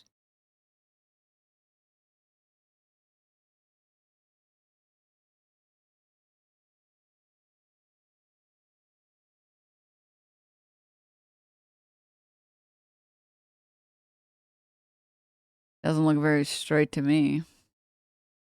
Looks a little...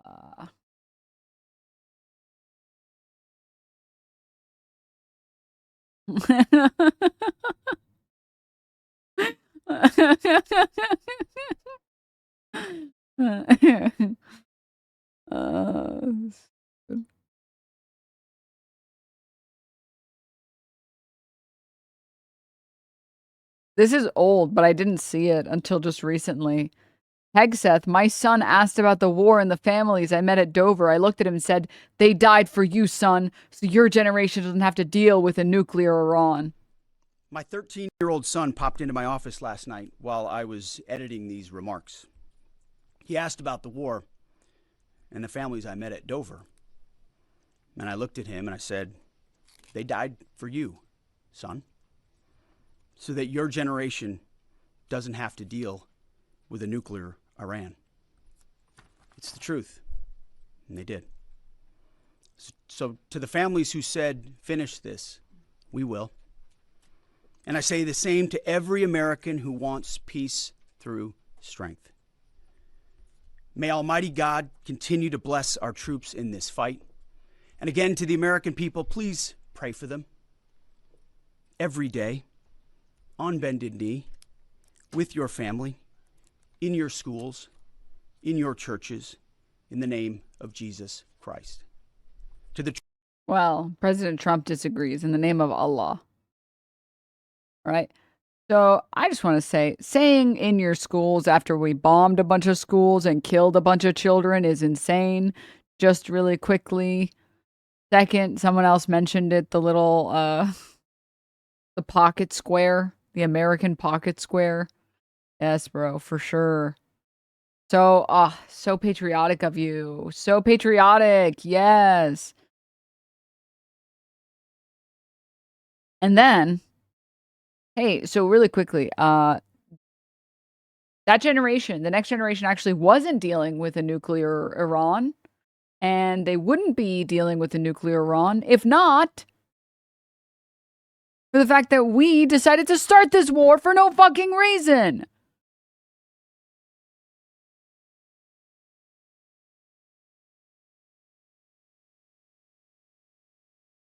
I'm not gonna lie, blowing up schools in the Lord's name has got to give you some kind of punishment, man. No one has ever dealt with a nuclear Iran. Yeah, but in my dreams I deal with it and it's really scary, so we should go kill a bunch of innocent civilians. All right? Okay. Did you consider that? Did you, for a moment, even for a single second, consider that? Yeah, that's what I thought. Fair? Thank you. Oh my God. I don't know. Wait, how old is this? I didn't even see this, dude. I didn't see Amon animation has been popping off. How Jeffrey Epstein died. I'm not going to sit here and tell you. I wasn't there. All I can tell you is it's awfully suspicious how that happened. Oh, look, the camera's broke. Folks, the Epstein client list is a huge deal. It is that there is a connected class of insiders that feel that they can get away with anything because they can. There is a reason this client list is hidden. He killed himself. Again, I've seen the whole fight. He killed himself. Who, if anyone, did Epstein traffic these young women to? Himself. There is no credible information. None. Because Donald Trump, the Dow Dow. is over $50,000. I don't know why you're laughing. To our steadfast partner, Israel, your mission is being executed with unmatched skill and iron determination. It's a good thing to have a lot of losers. I always like to hang around with losers, actually, because it makes me feel better. I don't know. There's something amazing about Trump calling everyone he hangs out with a loser. Oh, fuck. Amon the GOAT. I'm sorry. I'm sorry, dude. He doesn't fucking miss. He literally doesn't miss. Uh-oh. GULPA? Breaking. Iran Speaker of the Parliament responds to President Trump's statement this morning. Your reckless moves are dragging the United States into a living hell for every single family, and our whole region is going to burn because you insist on following Netanyahu's commands. The only real solution is respecting the rights of the Iranian people and ending this dangerous game. So, just really quickly, when are we supposed to have that deal with Iran? That's definitely going to happen. When was that supposed to happen? Just really quick. I was just.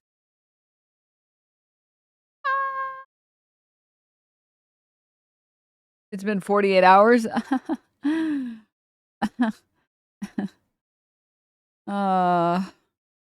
you still upload videos on YouTube, Gems? I can't find any for like the past 6 months. I think it was like another. Sorry. There was another person that ran a fan VOD channel that was uploading a bunch of videos. I haven't uploaded videos on YouTube in like stream segments. I haven't uploaded stream segments on YouTube in years now. Probably. But I do want to get back to posting clips and stuff. I just haven't done that. I've been working on some stuff.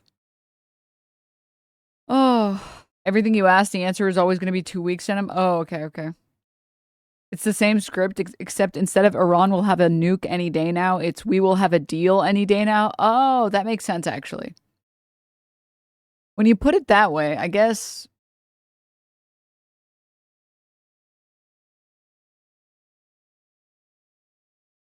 the math doesn't check out. Mm-hmm. Mm-hmm. Let me see.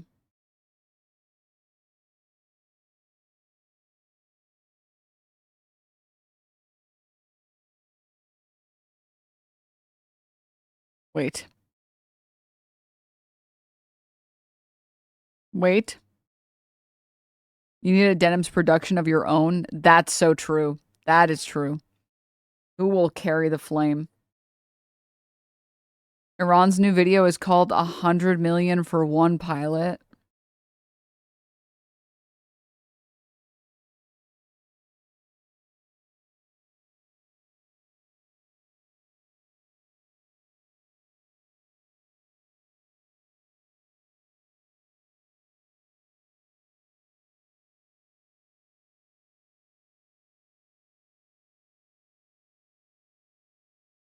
Can I show you guys something amazing?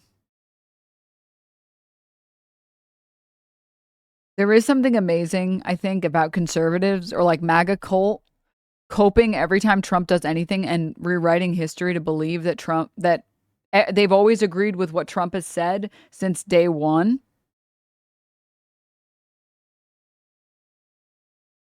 This account saying, I would take a year of higher gas prices over dealing with the leftovers from other spineless presidents who never stood up to Iran. Trust Trump. Quote tweeting a call she post is crazy. The call she post saying breaking U.S. gas prices are forecasted to hit nearly $6 this year, a record high. Californians be like, first time? But some people being like, this you? I prefer mean tweets and low gas prices over World War III, but that's just me. When Biden was when Biden was president. Are you winning? Are you winning? Guys, do you feel the winning? Do you feel it? Do you feel it now, Mr. Krabs? Are you feeling it now? Oh, you must be new here in $6 world. Also, being willing to pay more for gas, but never more for taxes. And by more for taxes, I mean the ultra wealthy. Oh my God. $6 average means $10 in California. Yeah, but I'm just memeing. How do you feel about Joe Biden? Well, I would suggest you go ahead and look at my most famous clip on Twitch. All right. That's what I would, let's see here. I think it's still the case. Popular clips. My most popular clip with 300,000 views is titled Denim is on cancer's side against Biden. So I guess you could just take a look at that and let me know what you think, man. You could just take a look at that and let me know what you think there, what you're thinking there. Yeah. Mm-hmm.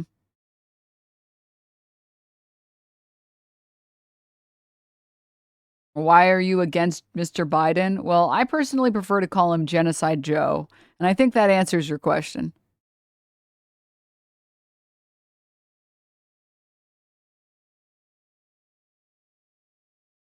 And if you have any follow-up questions, I presume these tweets will probably answer them as well. Post saying, how do we get to this point where so many Americans are rooting against America?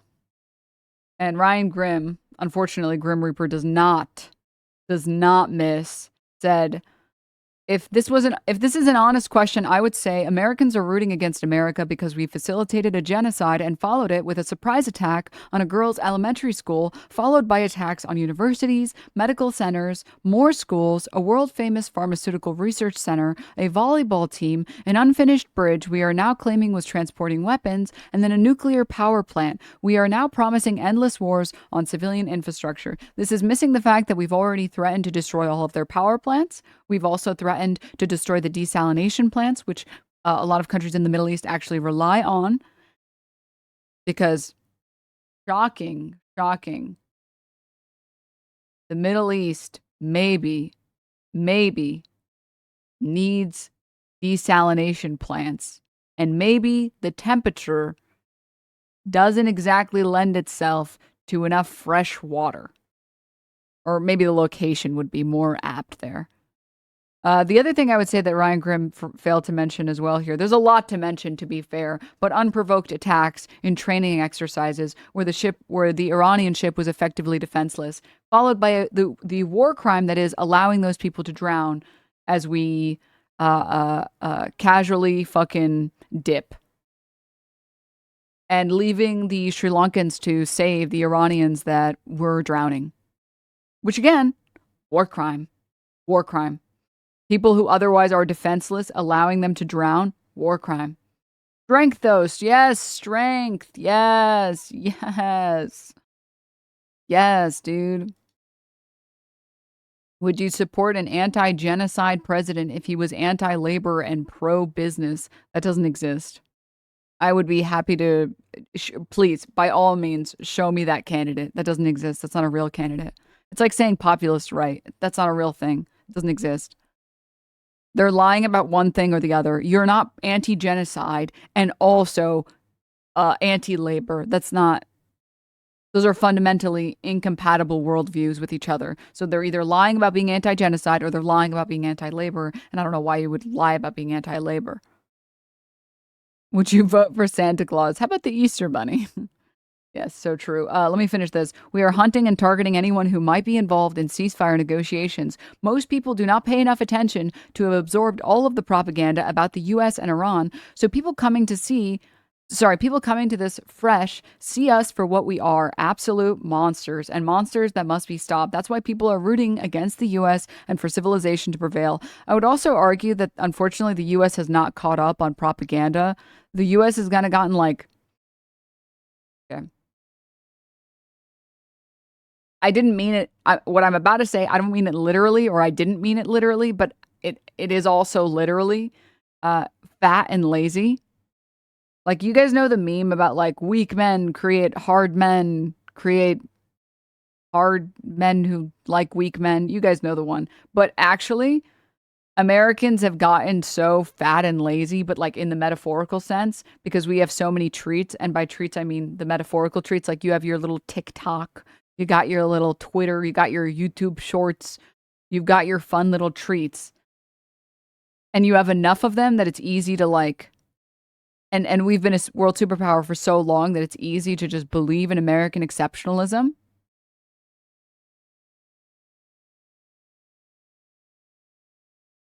And because of it, I think a lot of Americans, at least modern Americans, at least, the younger generation of Americans,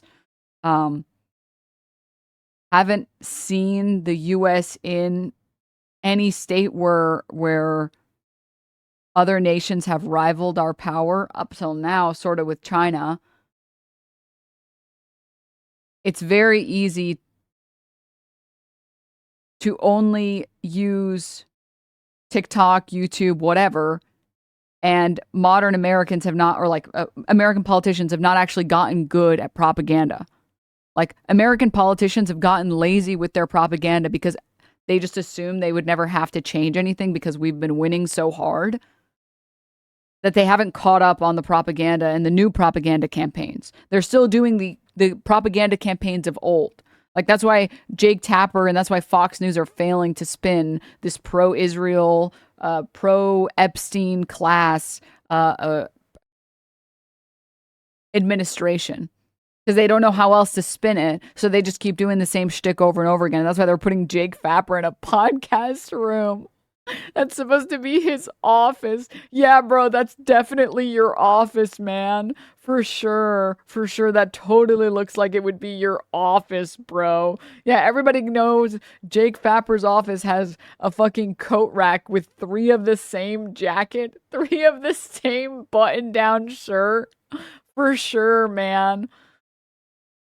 And unfortunately, for Americans, other nations have actually had to try. Tapper in the Cuck Shed podcast room. Other nations have had to try and actually improve their propaganda and improve. And they know that they have to improve. And they know that they don't get to just sit there and, be complacent. And that's why I'm not joking when I say I would not be surprised if a large portion of Americans see Iran shitting on us propaganda-wise on Twitter. Like, they're just scrolling TikTok and they see these AI Lego videos and they're like, hey, yo, we're kind of getting cooked, y'all. Dude, they're kind of frying our shit, man. Resting on their laurels, as it were. I mean, yes. A wall of failed Republican campaign signs. Yeah. Brett Cooper, bedroom vibes. For sure, girl. That's definitely your bedroom, girl. Where's your guitar? Fake streamer. No guitar on cam. All right, dude. Whatever. Sure. Definitely. Uh-huh. Anywho, so I think it's pretty hard to reach the youth when the establishment is still trying to do the same garbage propaganda campaigns that they've been doing for forever. Meanwhile, Iran is like evolving and the rest of the world is evolving on how to improve their propaganda. I'm not even a streamer. I got a guitar in my room.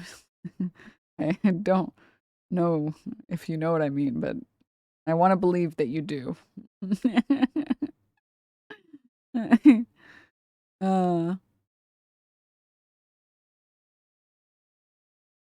At Denims, she's seething. She replied to my fucking meme. Who is she?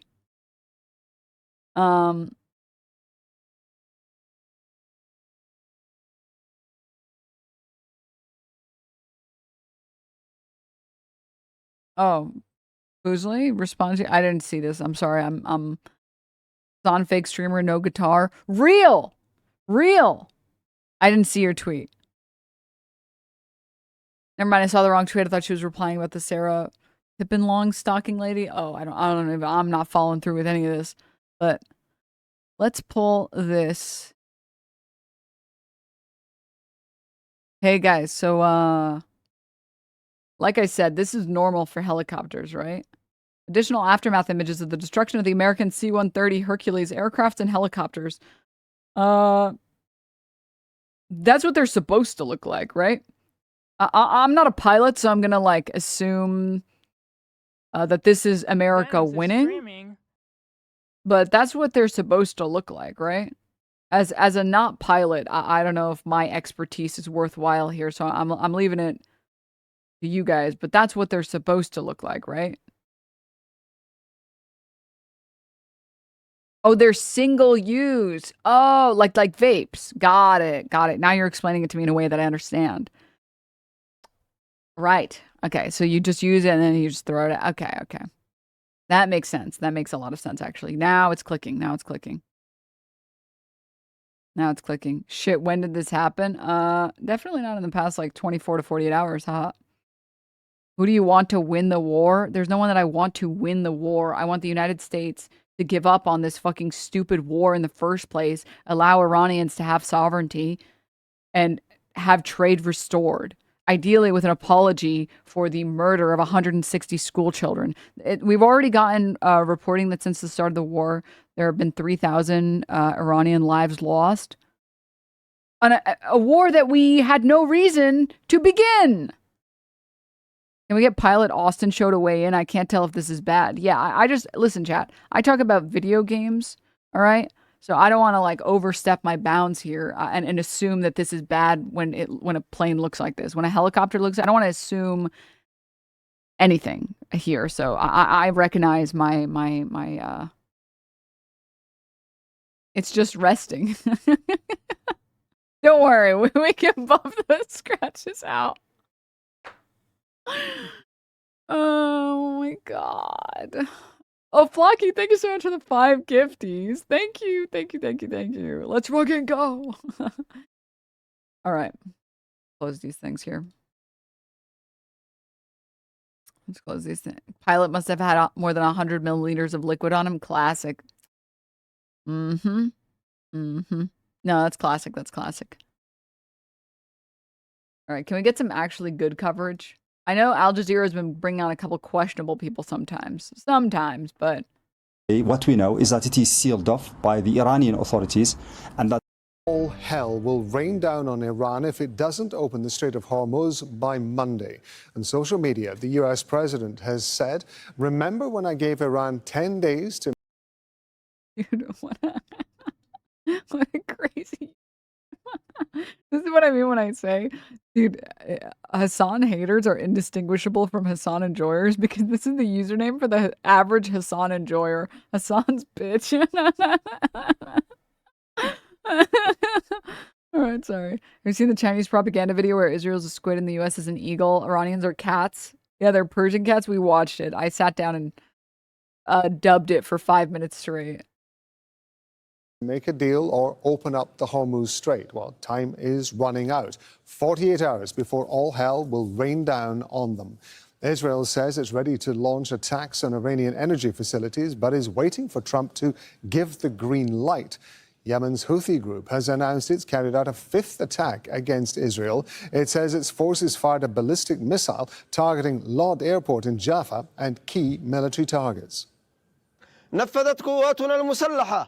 The Yemeni armed forces, with God's help, carried out their 5th military operation, using a fissile ballistic missile and several drones targeting Lod Airport in the Jaffa area and vital military targets belonging to the Israeli enemy in southern occupied Palestine. This operation was conducted jointly with the Islamic Revolutionary Guard Corps, the Iranian Army, and Hezbollah in Lebanon, and it successfully achieved its objectives. And in Iran, the search for a missing U.S. weapons officer is about to enter a 3rd day. The F-15 jet they were in was shot down over the southwest of the country on Friday. The pilot was rescued soon after.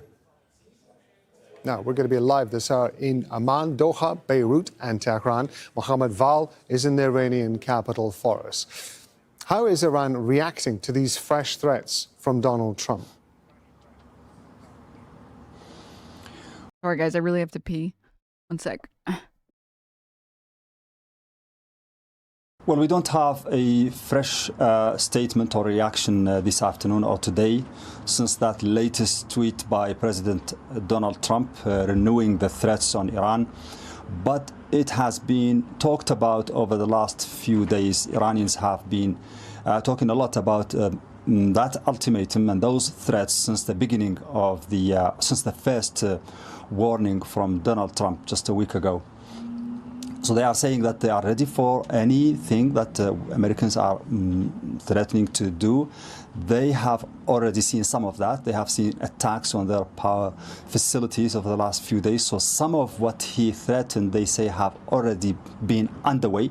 And they have the means and the capability to retaliate, which is what they think are probably going to show the Americans and the Israelis that Iran is not an easy target in this respect and that it has something to do about it if those threats are executed. Iran is threatening to strike at the same facilities in the region and particularly in Israel, something they think is going to punish and cause pain not only here in Iran but in the region. So that's basically the line that is being reiterated here again and again. Iran has proved, it says, or they say, Iran has proved that it has the capabilities, contrary to what the Americans say, and they can still retaliate in kind, and they can still inflict pain also on their enemies, and they can defend their country. Mohammed, what is the situation with the downed plane and the search for the aircraft personnel? I mean, little details today, but the area has been sealed according to the authorities, and they have asked civilians and people in that area to try to help with finding the pilot. So both sides, the Americans and the Iranians, are looking for the same pilot in the same area, and they have their own procedures. We don't have also much reporting about what the Americans are doing, what kind of activities is going on there by the Americans themselves. Earlier, yesterday, in the evening, there were reports, not corroborated, about clashes and the two sides trying to dominate the place and to investigate in it and search. But today, what we know is that it is sealed off by the Iranian authorities and that there is search going on by both the Iranian armed forces and also civilians looking for that pilot. Mohammed, thank you very much indeed. Mohammed Val there in Tehran. Well, as we've just been talking about, the search for the missing U.S. airman whose fighter jet was shot down over Iran is a little bit older. Yeah, the pilot was found. This is a little bit older from Al Jazeera. About to enter a third day. Al Jazeera's Mike Hanna reports from Washington, D.C. Neither the White House nor the Pentagon have commented on these ongoing search operations for the crewman who was brought down by Iranian air defenses. And there's also been no explanation from the Pentagon or indeed the White House as to why, just days after they claimed that Iranian air defenses had been obliterated, you have U.S. aircraft being shot down by the self-same air defenses. So this is a major problem for President Trump. Certainly there's going to be a public reaction as the saga continues. While the search continues for the missing crew member, the fact that U.S. aircraft were shot down in skies that the U.S. insisted it had complete control over is something deeply concerning to many Americans and probably to the White House as well. Charles Kupchan is a senior fellow at the Council on Foreign Relations. He's joining us from Philadelphia. Thank you very much indeed for being with us. I want to talk to you about Donald Trump's threats with regard to Iran's energy facilities in the event that the Strait of Hormuz is not opened. What are your thoughts on that? Well, you know, I think that Trump does not have a lot of arrows in his quiver except to de-escalate in his mind. In other words, to impose more costs on Iran, to raise the pain, to try to get Iran to make a deal, to open the Strait of Hormuz. And that's because if you don't get a deal, it's very difficult to open that strait. It's narrow, it's shallow. The Iranians can mine it. They can send out speedboats from the coast. They can launch missiles from the high ground along the coast. And so I think, at least for now, the U.S. is continuing to believe that it can get a deal. And what's left in terms of targets, going away from the military targets that Israel and the United States have been hitting, toward bridges, which we saw a couple of days ago, toward energy facilities, toward perhaps water facilities, in a way of trying effectively to cause such domestic pain and dislocation that the Iranian government says it's time to cut a deal and end the fighting. I like how so far none of the threats have worked, but there's this assumption that if we keep trying to threaten them, it'll magically start working. I didn't see this tweet. March 22nd, Trump issues a 48-hour deadline. March 23rd, deadline is extended to March 27th. March 26th, deadline is extended to April 6th. April 5th, deadline is extended to April 7th. Dude, if we just keep extending, it's kind of like testing for COVID. If you never test for COVID, you never get COVID. If you never if you never get to the deadline and you just keep kicking the can down the road, in some ways, you are never losing in the art of the deal. Did you guys think about that? It can only good happen?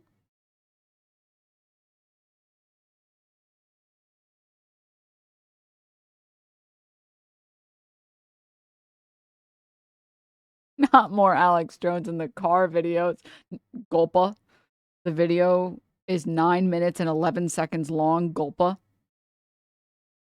For Iranians unhappy with the current Iranian system, what should they be doing or supporting? The same thing anyone in any country should have done or should be doing or has done when they've been unhappy with leadership, which is be allowed their own sovereignty to fight their own government and get the government that they want put in place. If Americans want a new regime and we are tired of the Epstein class, I don't want another country to come and start killing a bunch of Americans. I want Americans to be able to do that. But before we can do that, wait. I almost forgot to show you guys this. Dude, Kyle Klinsky's just built different. What do you mean he tweeted out this fake? Sorry, totally real. Donald Trump Instagram story. I'm alive, y'all. I just needed some time to relax and bounce on dick. I'll go back to being president when I feel like it.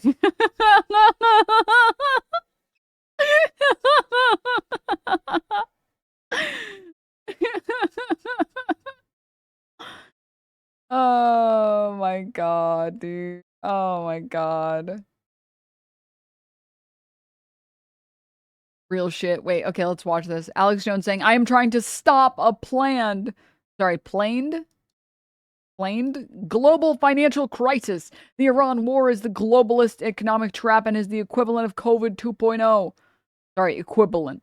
Regardless of what you think, this is clearly an illegal war. The Israel lobby is running our foreign policy, and that is the definition of treason for anyone working with them to overthrow our form of government. All right, let's see it. Was started in 2016 and is the biggest bridge, not just in Iran, but in that whole region. And traditionally, to blow up large civilian bridges in a war is seen as persona non grata and a war crime. And when you got Trump saying we're going to bomb you back in the Stone Age if your leaders don't submit, is the very definition of using terror. And that's what war is, so both sides do it. And Iran has bought the Strait of Hormuz. So I want to explain something to all the warmongers out there who really don't have a military understanding or an economic, historical, industrial understanding. I had an economist on a year and a half ago saying the main threat to Trump would be if he got tricked into attacking Iran. Tricked. 80-year-old man was deceived. He was groomed, bro. He was groomed. He was tricked. The president of the United States was tricked and he was bamboozled. Now, and go into a major war. Now, I didn't predict. Bro is moving the camera while driving. Oh my God, dude. Average Texan. Dude, driving in Texas is like the scariest thing in the world because this is just everyone there. It's either this or they're drunk or they're doing both. He'd do it. I just said it was a major danger instead of my guess. Nick Fuentes said it was 100% the reason he wasn't going to support him. He was right.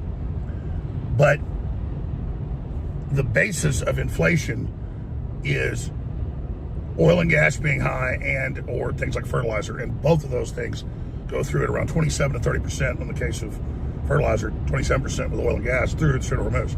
It's already caused a chain reaction from Taiwan not being able to make the semiconductors and all the rest of it. And already a month into this, because it's been closed for almost a month, 37, 38 days into the war, it's already sending shockwaves through the world economy. And not just me, but even the Federal Reserve just came out, who are the bad guys. They don't want to lower interest rates, but Trump forced them to. Good thing he did. They're talking about raising them substantively because of inflation ticking up. And if you bake that into all the equations of Trump's recovery, that was a great recovery plan that I've totally supported, this Strait of Hormuz thing will derail that and may have already done it. Though we had some good jobs numbers and things come in. So I'm rooting for success on the good things Trump's done. And when I support the good, people that totally hate him say, you're on the Trump train. And then when I criticize bad things he does... What good, bro? What good? What did he do that was good, bro? Stop letting go of the steering. Dude, I have to, like, for my sanity, I have to pretend like he's not in a car. Otherwise, it's the only thing I can focus on. You guys don't understand. Weird how the Epstein files don't even matter to this guy anymore. Every single right-wing conspiracy theorist spent so long talking about how we need to do something about the pedophile elite class that's stealing the adrenochrome from babies, and now none of them care anymore about pedophilia. Literally none of them. Especially Alex Jones. Oh my God.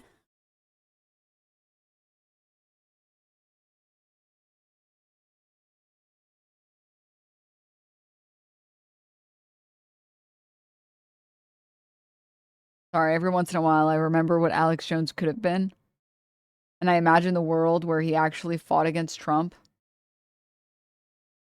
And it makes me sad to think about this world where he finally finds out that there is a massive pedophile cabal, but they're on his side.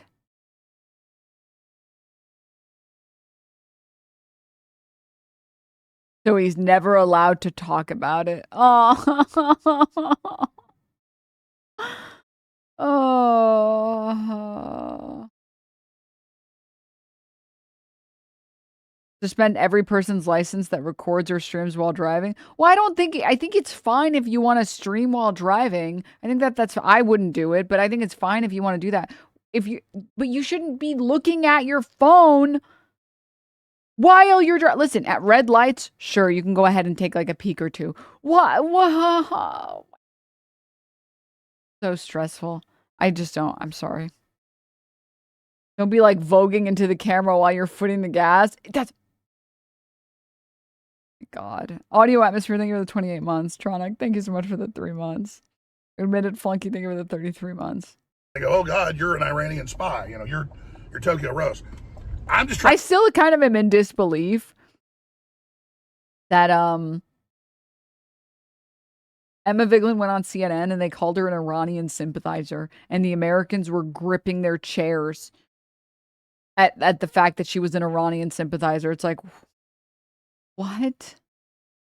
Alex mewing while plowing through pedestrians. He's literally doing like you guys have seen the meme with like the guy with the giant muscly arm grabbing the fucking steering wheel, hitting like a bunch of pedestrians.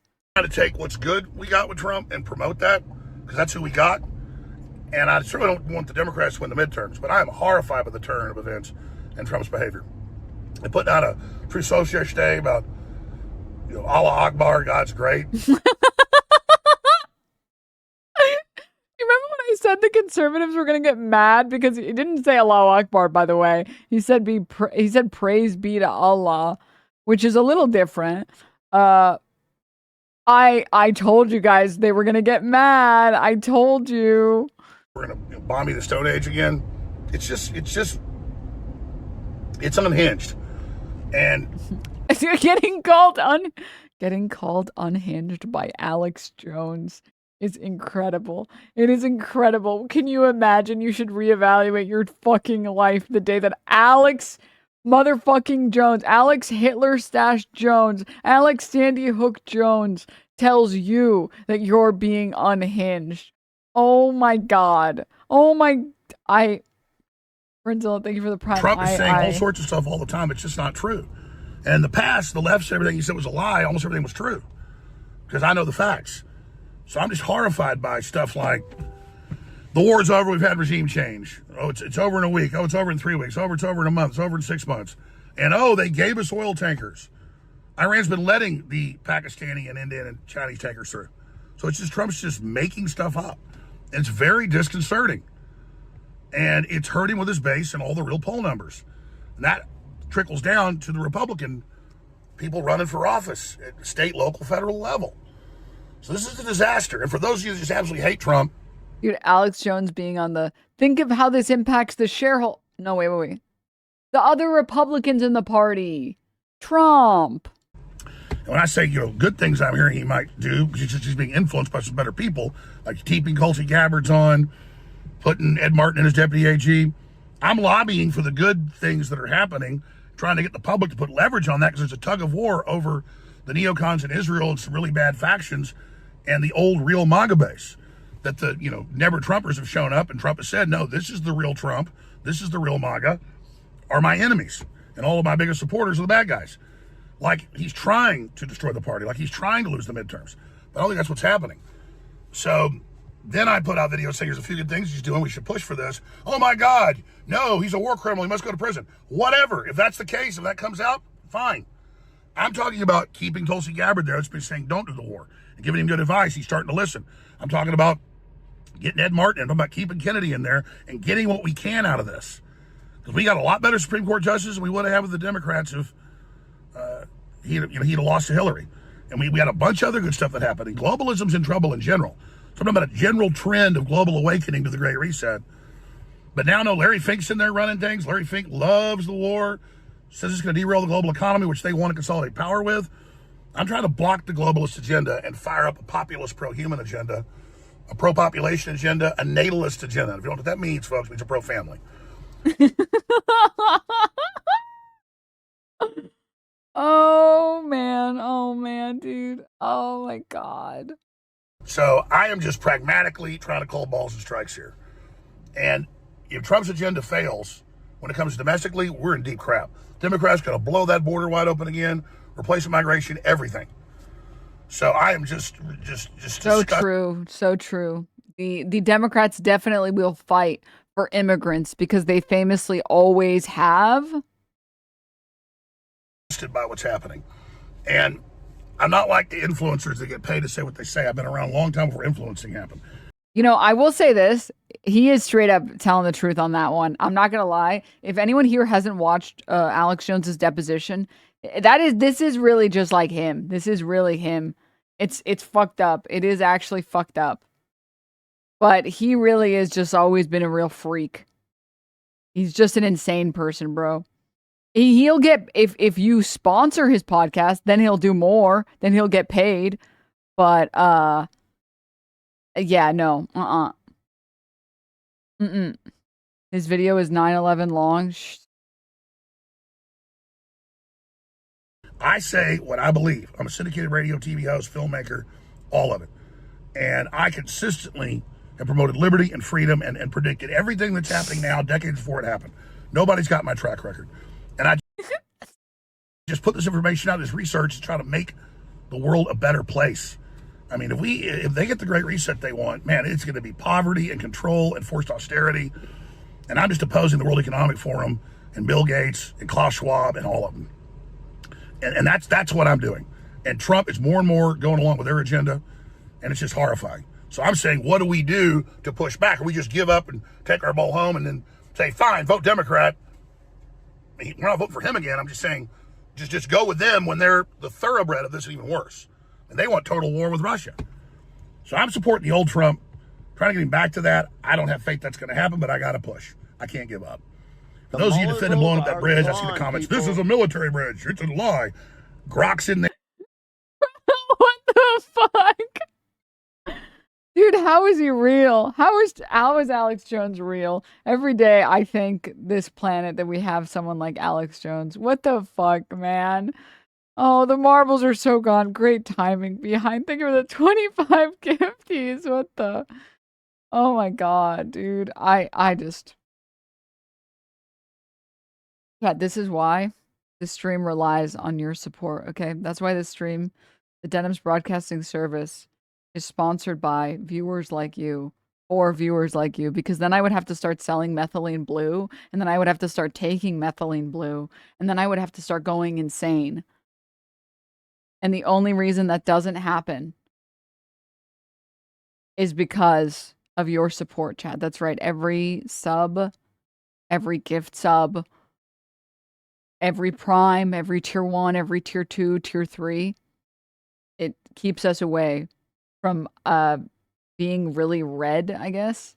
I don't really know how the methylene blue turns people red, but for some reason, all of the people who take methylene blue are all really red. Is there a Denims DBS emote? No, but there should be. There should be. Science as a candle in the dark. Thank you for the 10 gift subs. What the hell? Thank you. It would suit you if you turned Joe Rogan blue up. Joe Rogan turned gray because of the ivermectin, bro. Okay? You're telling me you don't want to hawk 5-pound tubs of dried food to preppers? No, I don't particularly want to sell and shill the tubs of gruel to food preppers. Personally, I'm not particularly interested in telling people to buy gold bars and then put them in your, dig a hole and put them in your backyard. I don't particularly have any interest in wanting to do that. To be honest with you, just eat the dog food. I don't really want to eat dog food with my bare hands on stream for just one more dollar, bro. I don't really want to. In my backyard, my landlord will be happy. By the way, what happened to the colloidal silver types of people? I don't know. I don't know. Cat food, perhaps? No. No. No. They died. Looks like they weren't prepped enough.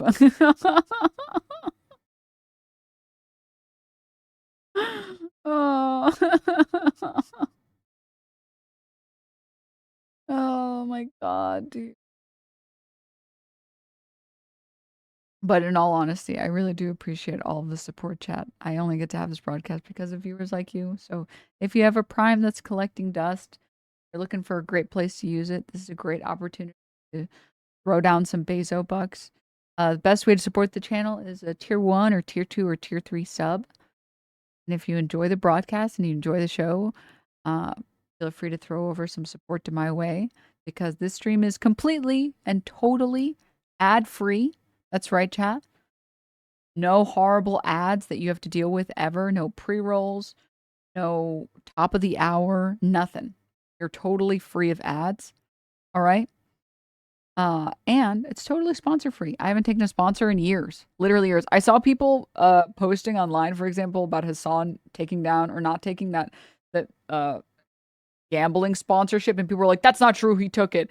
Because the idea of leftists having principles and not taking sponsors from products they disagree with is so foreign.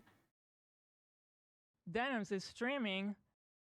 People literally, I think most people are just so used to political commentators, especially, just taking anything and everything, like, oh, chorus money, $7,000 to say, I don't know what APAC is. Okay. All right, sure. Great. I don't know. IPAC. So yes, the stream is totally sponsor-free, totally ad-free. Occasionally, you might have to deal with something that pops up on the screen that says ad goes here, which I have heard about. The Marlboros are gone, people. In which case, sorry about that. I don't have any control. Yeah, Hasan took the money, never promoted the gambling, right? No, he didn't even take the money. He literally didn't take it. But yeah, so socialism is when precisely no house. Thank you. Thank you for the tier 1. Poor man. Looks like Rob. Thank you for the tier 1. Woren, thank you for the 23 months. Not Brain, thank you for the 5. Ham and Fist, thank you for the 20 gifties. Give a Kevin, thank you for the 10 months. Thank you so much, guys. And come on now, Denims, you've been selling jeans for your whole career. Not true. Fake news. Woke media. Woke mob. Woke mind virus. I have never sold jeans ever. Ever. And I'm just saying, we're pretty close to our sub goal.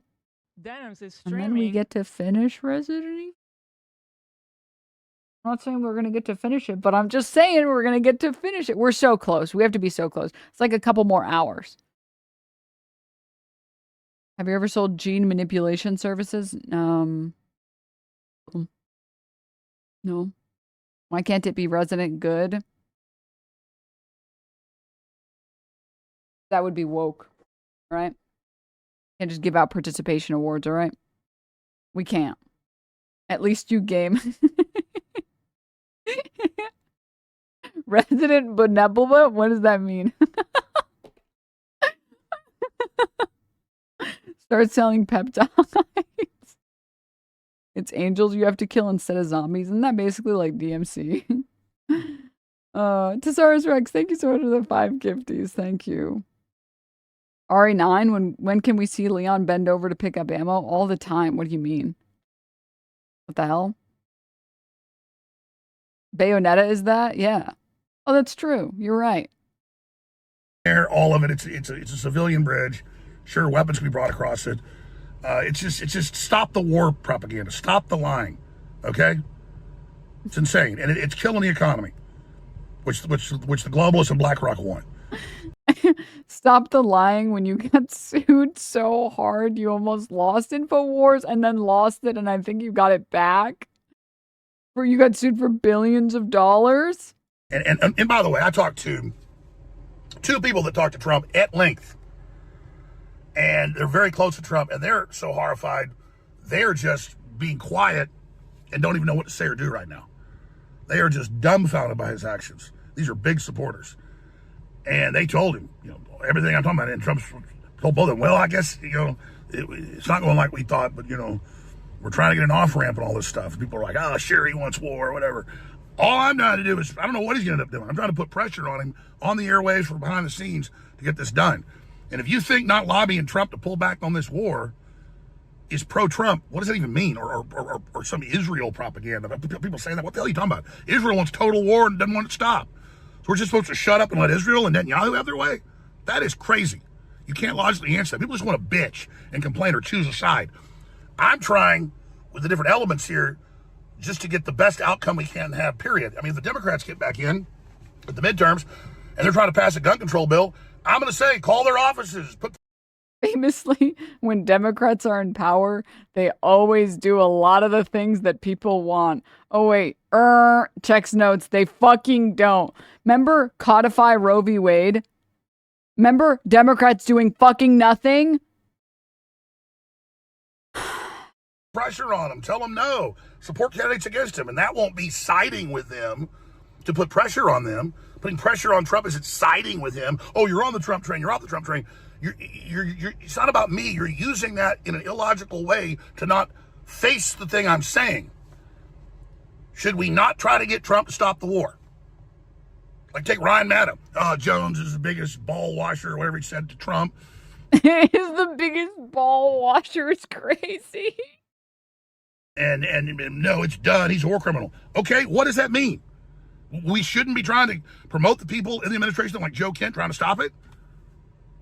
He almost fired Gabbard because she's telling him not to do it. And then she wouldn't come right out and totally defend him in the congressional hearing. That's who we're defending. It's the same people. You want all the same people gone and just Mark Levin in there on Trump's terrorism commission? I mean, use your head. And I like Ryan Matt. Does a lot of great work. But he just, for clicks or whatever he does, snipes at me. And I'm not mad about the snipes against me. It's like, address what I'm saying logically here.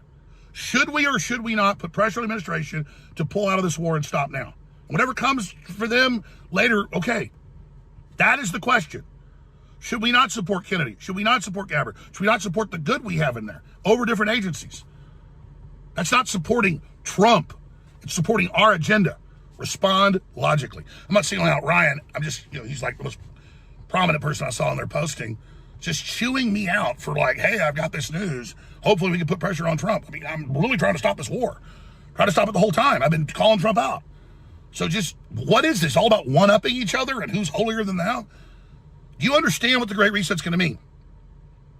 Do you understand that they want to bring it back in? Austerity, crime in the streets, defunding the police. I'm literally trying to save civilization. I can't do it alone. Dude, I love the Alex Joneses of the world, bro. They're so delusional. They really like it. It's, and the worst part is, or the best part is, it's not even like a bit for people like Alex Jones. There's something about, especially political commentators. Actually, it's worse when they're not political commentators talking about how they're gonna save the world. That everybody, we need to get together and put together these forces. We have to stop we have to do something about this right now. Right now, we can only do it with your. Please go to Infowars.com. We are doing a massive sale. It's the only way to stop the globalist agenda. You have to, like, there's something so amazing. Like, buy this mug right now, and we will be stopping the globalist agenda right now. If you can buy these boner pills right now, buying these right now will absolutely save us from the globalist agenda.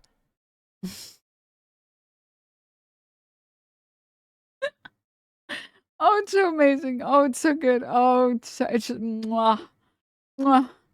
Austerity for who? The Pentagon? God forbid you ever suggest that the billionaires should get taxed more, and it must mean that you want everyone to live horribly. Follow me on next with Alex Jones. The fuck did he just say? And on Rumble, the Alex Jones Show. Tomorrow's news today. I got some of that. I got something Alex Jones today on Sunday or something like that. That's what I got, I think.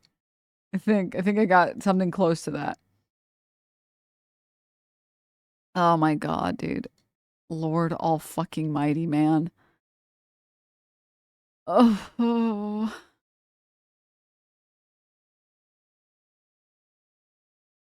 I really hope this doesn't stop anytime soon, guys. There's no way. Is that him? And I think it's like an ad on YouTube. It says, create the ultimate relaxation bathroom. If you're considering a bathroom remodel, start thinking about installing a steam shower. Computer enhance. Computer. Everywhere I go, I see him. 1 million Kirks wasn't a threat. It was a warning.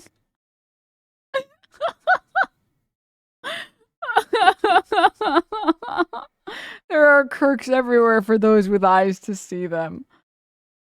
Oh my god, dude. I can't. I just can't. I have seen Charlie Kirk's face in so many places, man.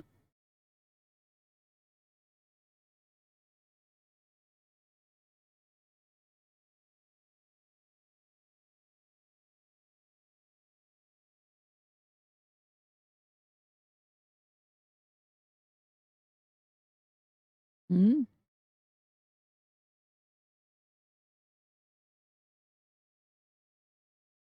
Sorry. Let me see something.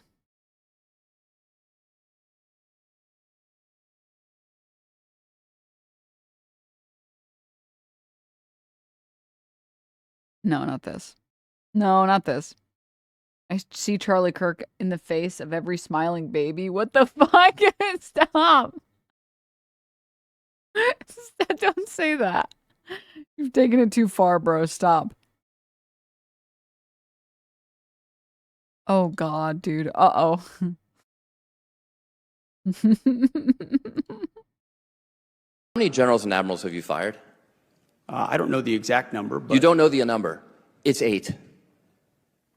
Can you explain why any of them were fired? Like, just explain why was the Army JAG fired? Why did you fire him? they all serve at the pleasure of the president. And I think No, I'm just asking you why. General Kane is a great example. I'm just asking you why. That we I think need you probably learned at Princeton what why means. Why did you fire him? You probably learned at Princeton what why means. Well, considering that he probably didn't learn anything, I don't know. I don't know that he does know what that means. They serve at the pleasure of the president, and we want better representation in each and every of those. You can't explain why you fired any of them? Gentleman's time's expired. How many generals and admirals have you fired? I don't know the exact. Not having a prepared answer. No. Also, they serve at the pleasure of the president. What the hell? GULPA. Bro, Pete Hegseth, keep it up and you might get fired next.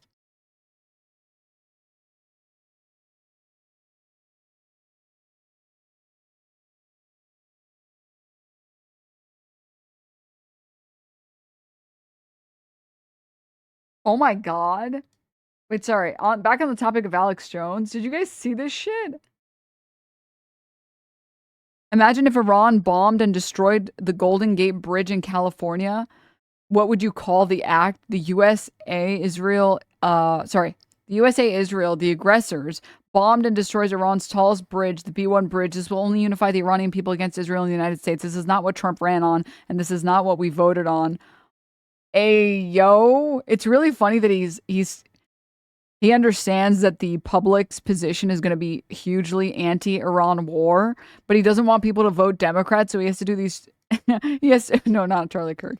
He has to do these bits in the car where he's like, but I'm not saying go vote for Democrats. Don't vote for Democrats, bro. Please, whatever you do, don't do that. Please, don't vote for Democrats. Please. We just need to get Trump to change his mind, okay? Please. This is insane.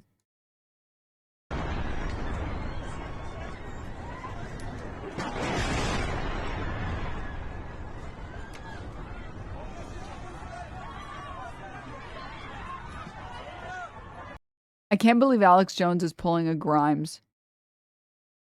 This isn't who you are. I know that this isn't who you are. I know that there isn't hate in your heart, Trump, please.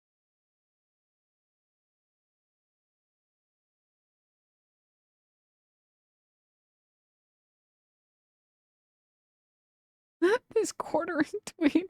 I stuck by you through some of the most insane shit ever said. Quite honestly, a lot of it ended up being true, lol. But this whole simping for Iran thing, I don't know, it just hits different. Like, I can't actually believe you believe what you're saying. I hope. Oh no, not the quarter pounder. Don't you have like bathrooms to piss in, bro? Or sorry, bathrooms. He would never do that. Don't you have like basements to piss in, man? Come on. Oh my God. Jesus. Woke Alex Jones. How could you woke him? No. Oh.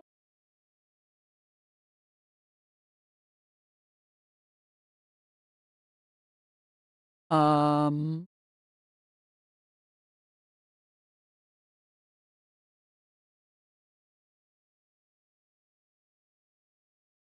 Dude. You make one Leon Kennedy tweet and suddenly your entire feed is just this shit, man. What the fuck, man? Bruh. Oh my God. Get yourselves under control. Jesus.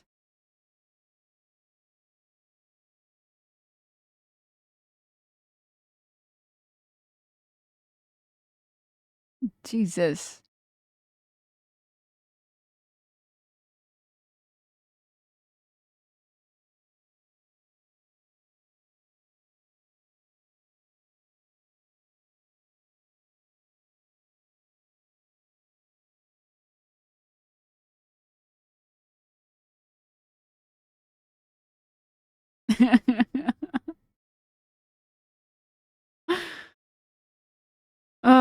I don't hear you saying no. Stop.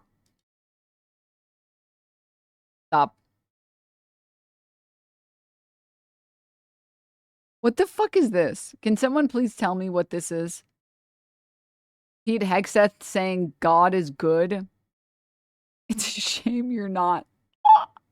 God tells you to bomb civilian buildings, schools, hospitals, and kill men, women, and children. What God are you speaking of?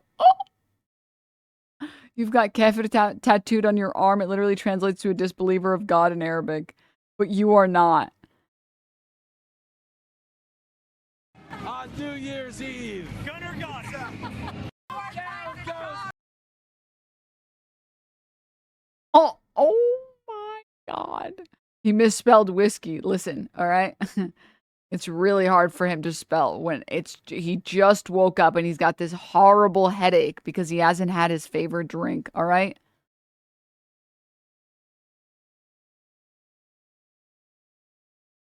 All right, bro.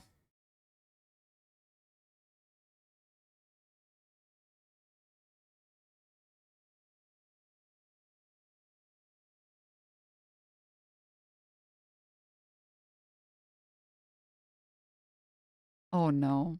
Dude, they're beating our ass.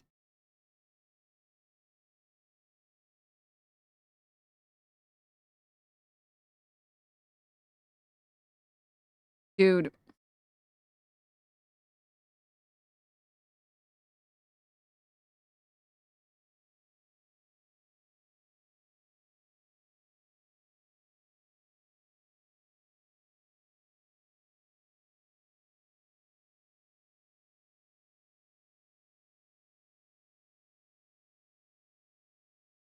New loot drop. Stop. Stop. Yeah, I'm seeing like initial reporting about people saying that there might be a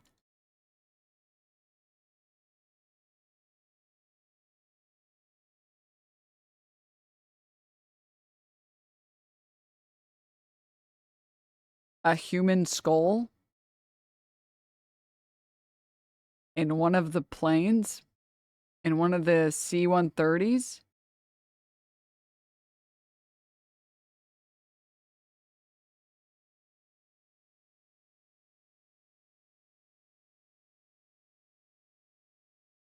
But it's not, I don't see anything corroborated. Uh-oh.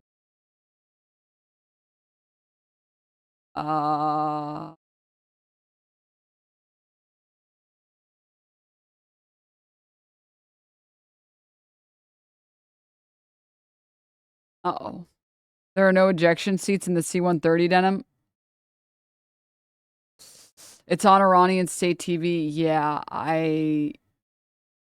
I'm seeing that now. I'm seeing Iranian state TV showing this. But let me see if I can pull it up here. Yeah, it's a big cargo plane.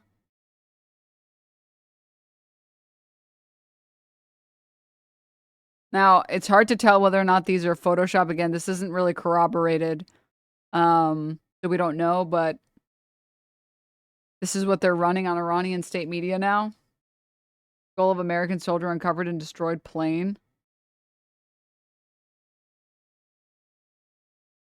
I certainly hope not. I certainly hope that this is another propaganda attempt, but I also don't think that the US would report on it. If that was the case,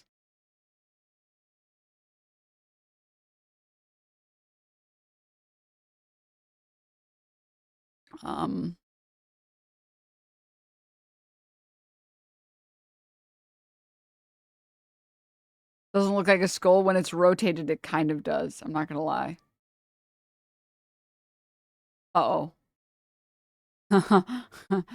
Trump was spotted struggling to get up minor stairs.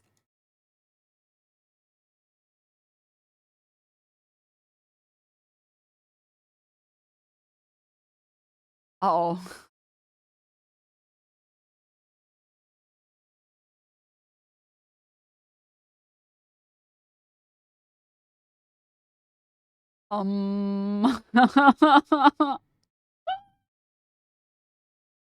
Didn't have his second breakfast. He's low energy right now. Oh, okay. That's fair. That's fair.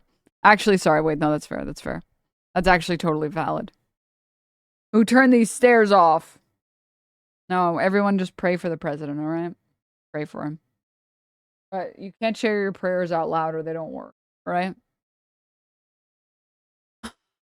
Tripped on his comically long tie. It's okay. He's definitely not making up for anything.